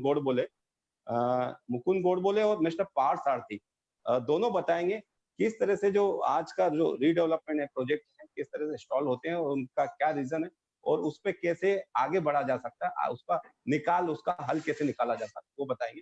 तो आप ऐसे तमाम जितनी कॉन्फ्रेंसेस जुड़िए दोस्तों, आपको निश्चित ही यहाँ इस प्लेटफॉर्म पर बहुत कुछ आपको सीखने को मिलेगा, नॉलेज मिलेगा, इंफॉर्मेशन मिलेगा इस कोविड-19 के संकट के कोरोना संकट काल में दोस्तों।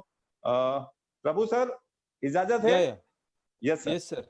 बिल्कुल आज की इस कॉन्फ्रेंस में और हमें 1 बज चुका है और आज सभी से हम इजाजत लेते हैं। और दोस्तों मैं देख रहा हूँ जिस तरह से चैट बॉक्स में और फेसबुक पे तो तमाम जितने पार्टिसिपेट हमारे जो चाहने वाले अच्छे कमेंट्स कर रहे हैं दोस्तों, और आपके इस कमेंट से हमें और आगे अच्छा काम और बेहतर काम करने की प्रेरणा मिलती है। तो सभी का धन्यवाद जितने कमेंट्स कर रहे हैं हमारे चैट बॉक्स में, तमाम जो पार्टिसिपेट जुड़े हुए हैं उन सभी का थैंक यू वेरी मच। और आज के हमारे जो कीनोट स्पीकर थे एडवोकेट नरेश भाई जो पैनल एडवोकेट है महासेवा के, उन्होंने नंबर शेयर किया है और मुंबई हाई कोर्ट में काफी सालों से प्रैक्टिस कर रहे हैं। तो एक अच्छा अनुभव है, आप इनसे सुझाव ले सकते हैं, सलाह ले सकते हैं तमाम जो डॉक्यूमेंट से रिलेटेड हो तमाम मामलों पर। दोस्तों नरेश भाई जी का धन्यवाद। नरेश भाई जी कुछ बोलना चाहेंगे लास्ट में आप? नहीं, thank you so much Sunil Sharma ji, सभी ने कमेंट दिया। And Kartik ji thank you so much. या and one more thanks to Mahaseva for giving me an opportunity to present in this forum. Thank you so much. Naresh ji धन्यवाद। और बड़ा इंफॉर्मेटिव सेशन था आज का दोस्तों, और हमारे तमाम जितने पार्टिसिपेट जुड़े दोस्तों सबका धन्यवाद। कल एक नए सब्जेक्ट पे जैसा मैंने बताया स्टॉल प्रोजेक्ट रीडेवलपमेंट के जो किस तरह से उस पे बात करेंगे।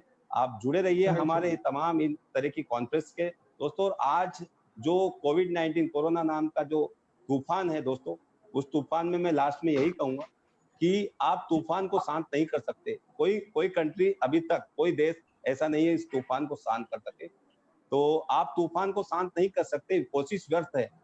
आप स्वयं को शांत कीजिए, आप स्वयं को शांत कीजिए, तूफान खुद चला जाएगा। घर में रहें, सुरक्षित रहें। कोरोना से रिलेटेड जो बचाव है इम्यूनिटी सिस्टम बढ़ाने के लिए सभी प्रकार करें ताकि आप मजबूत हो सके। इम्यूनिटी सिस्टम बढ़ाएं।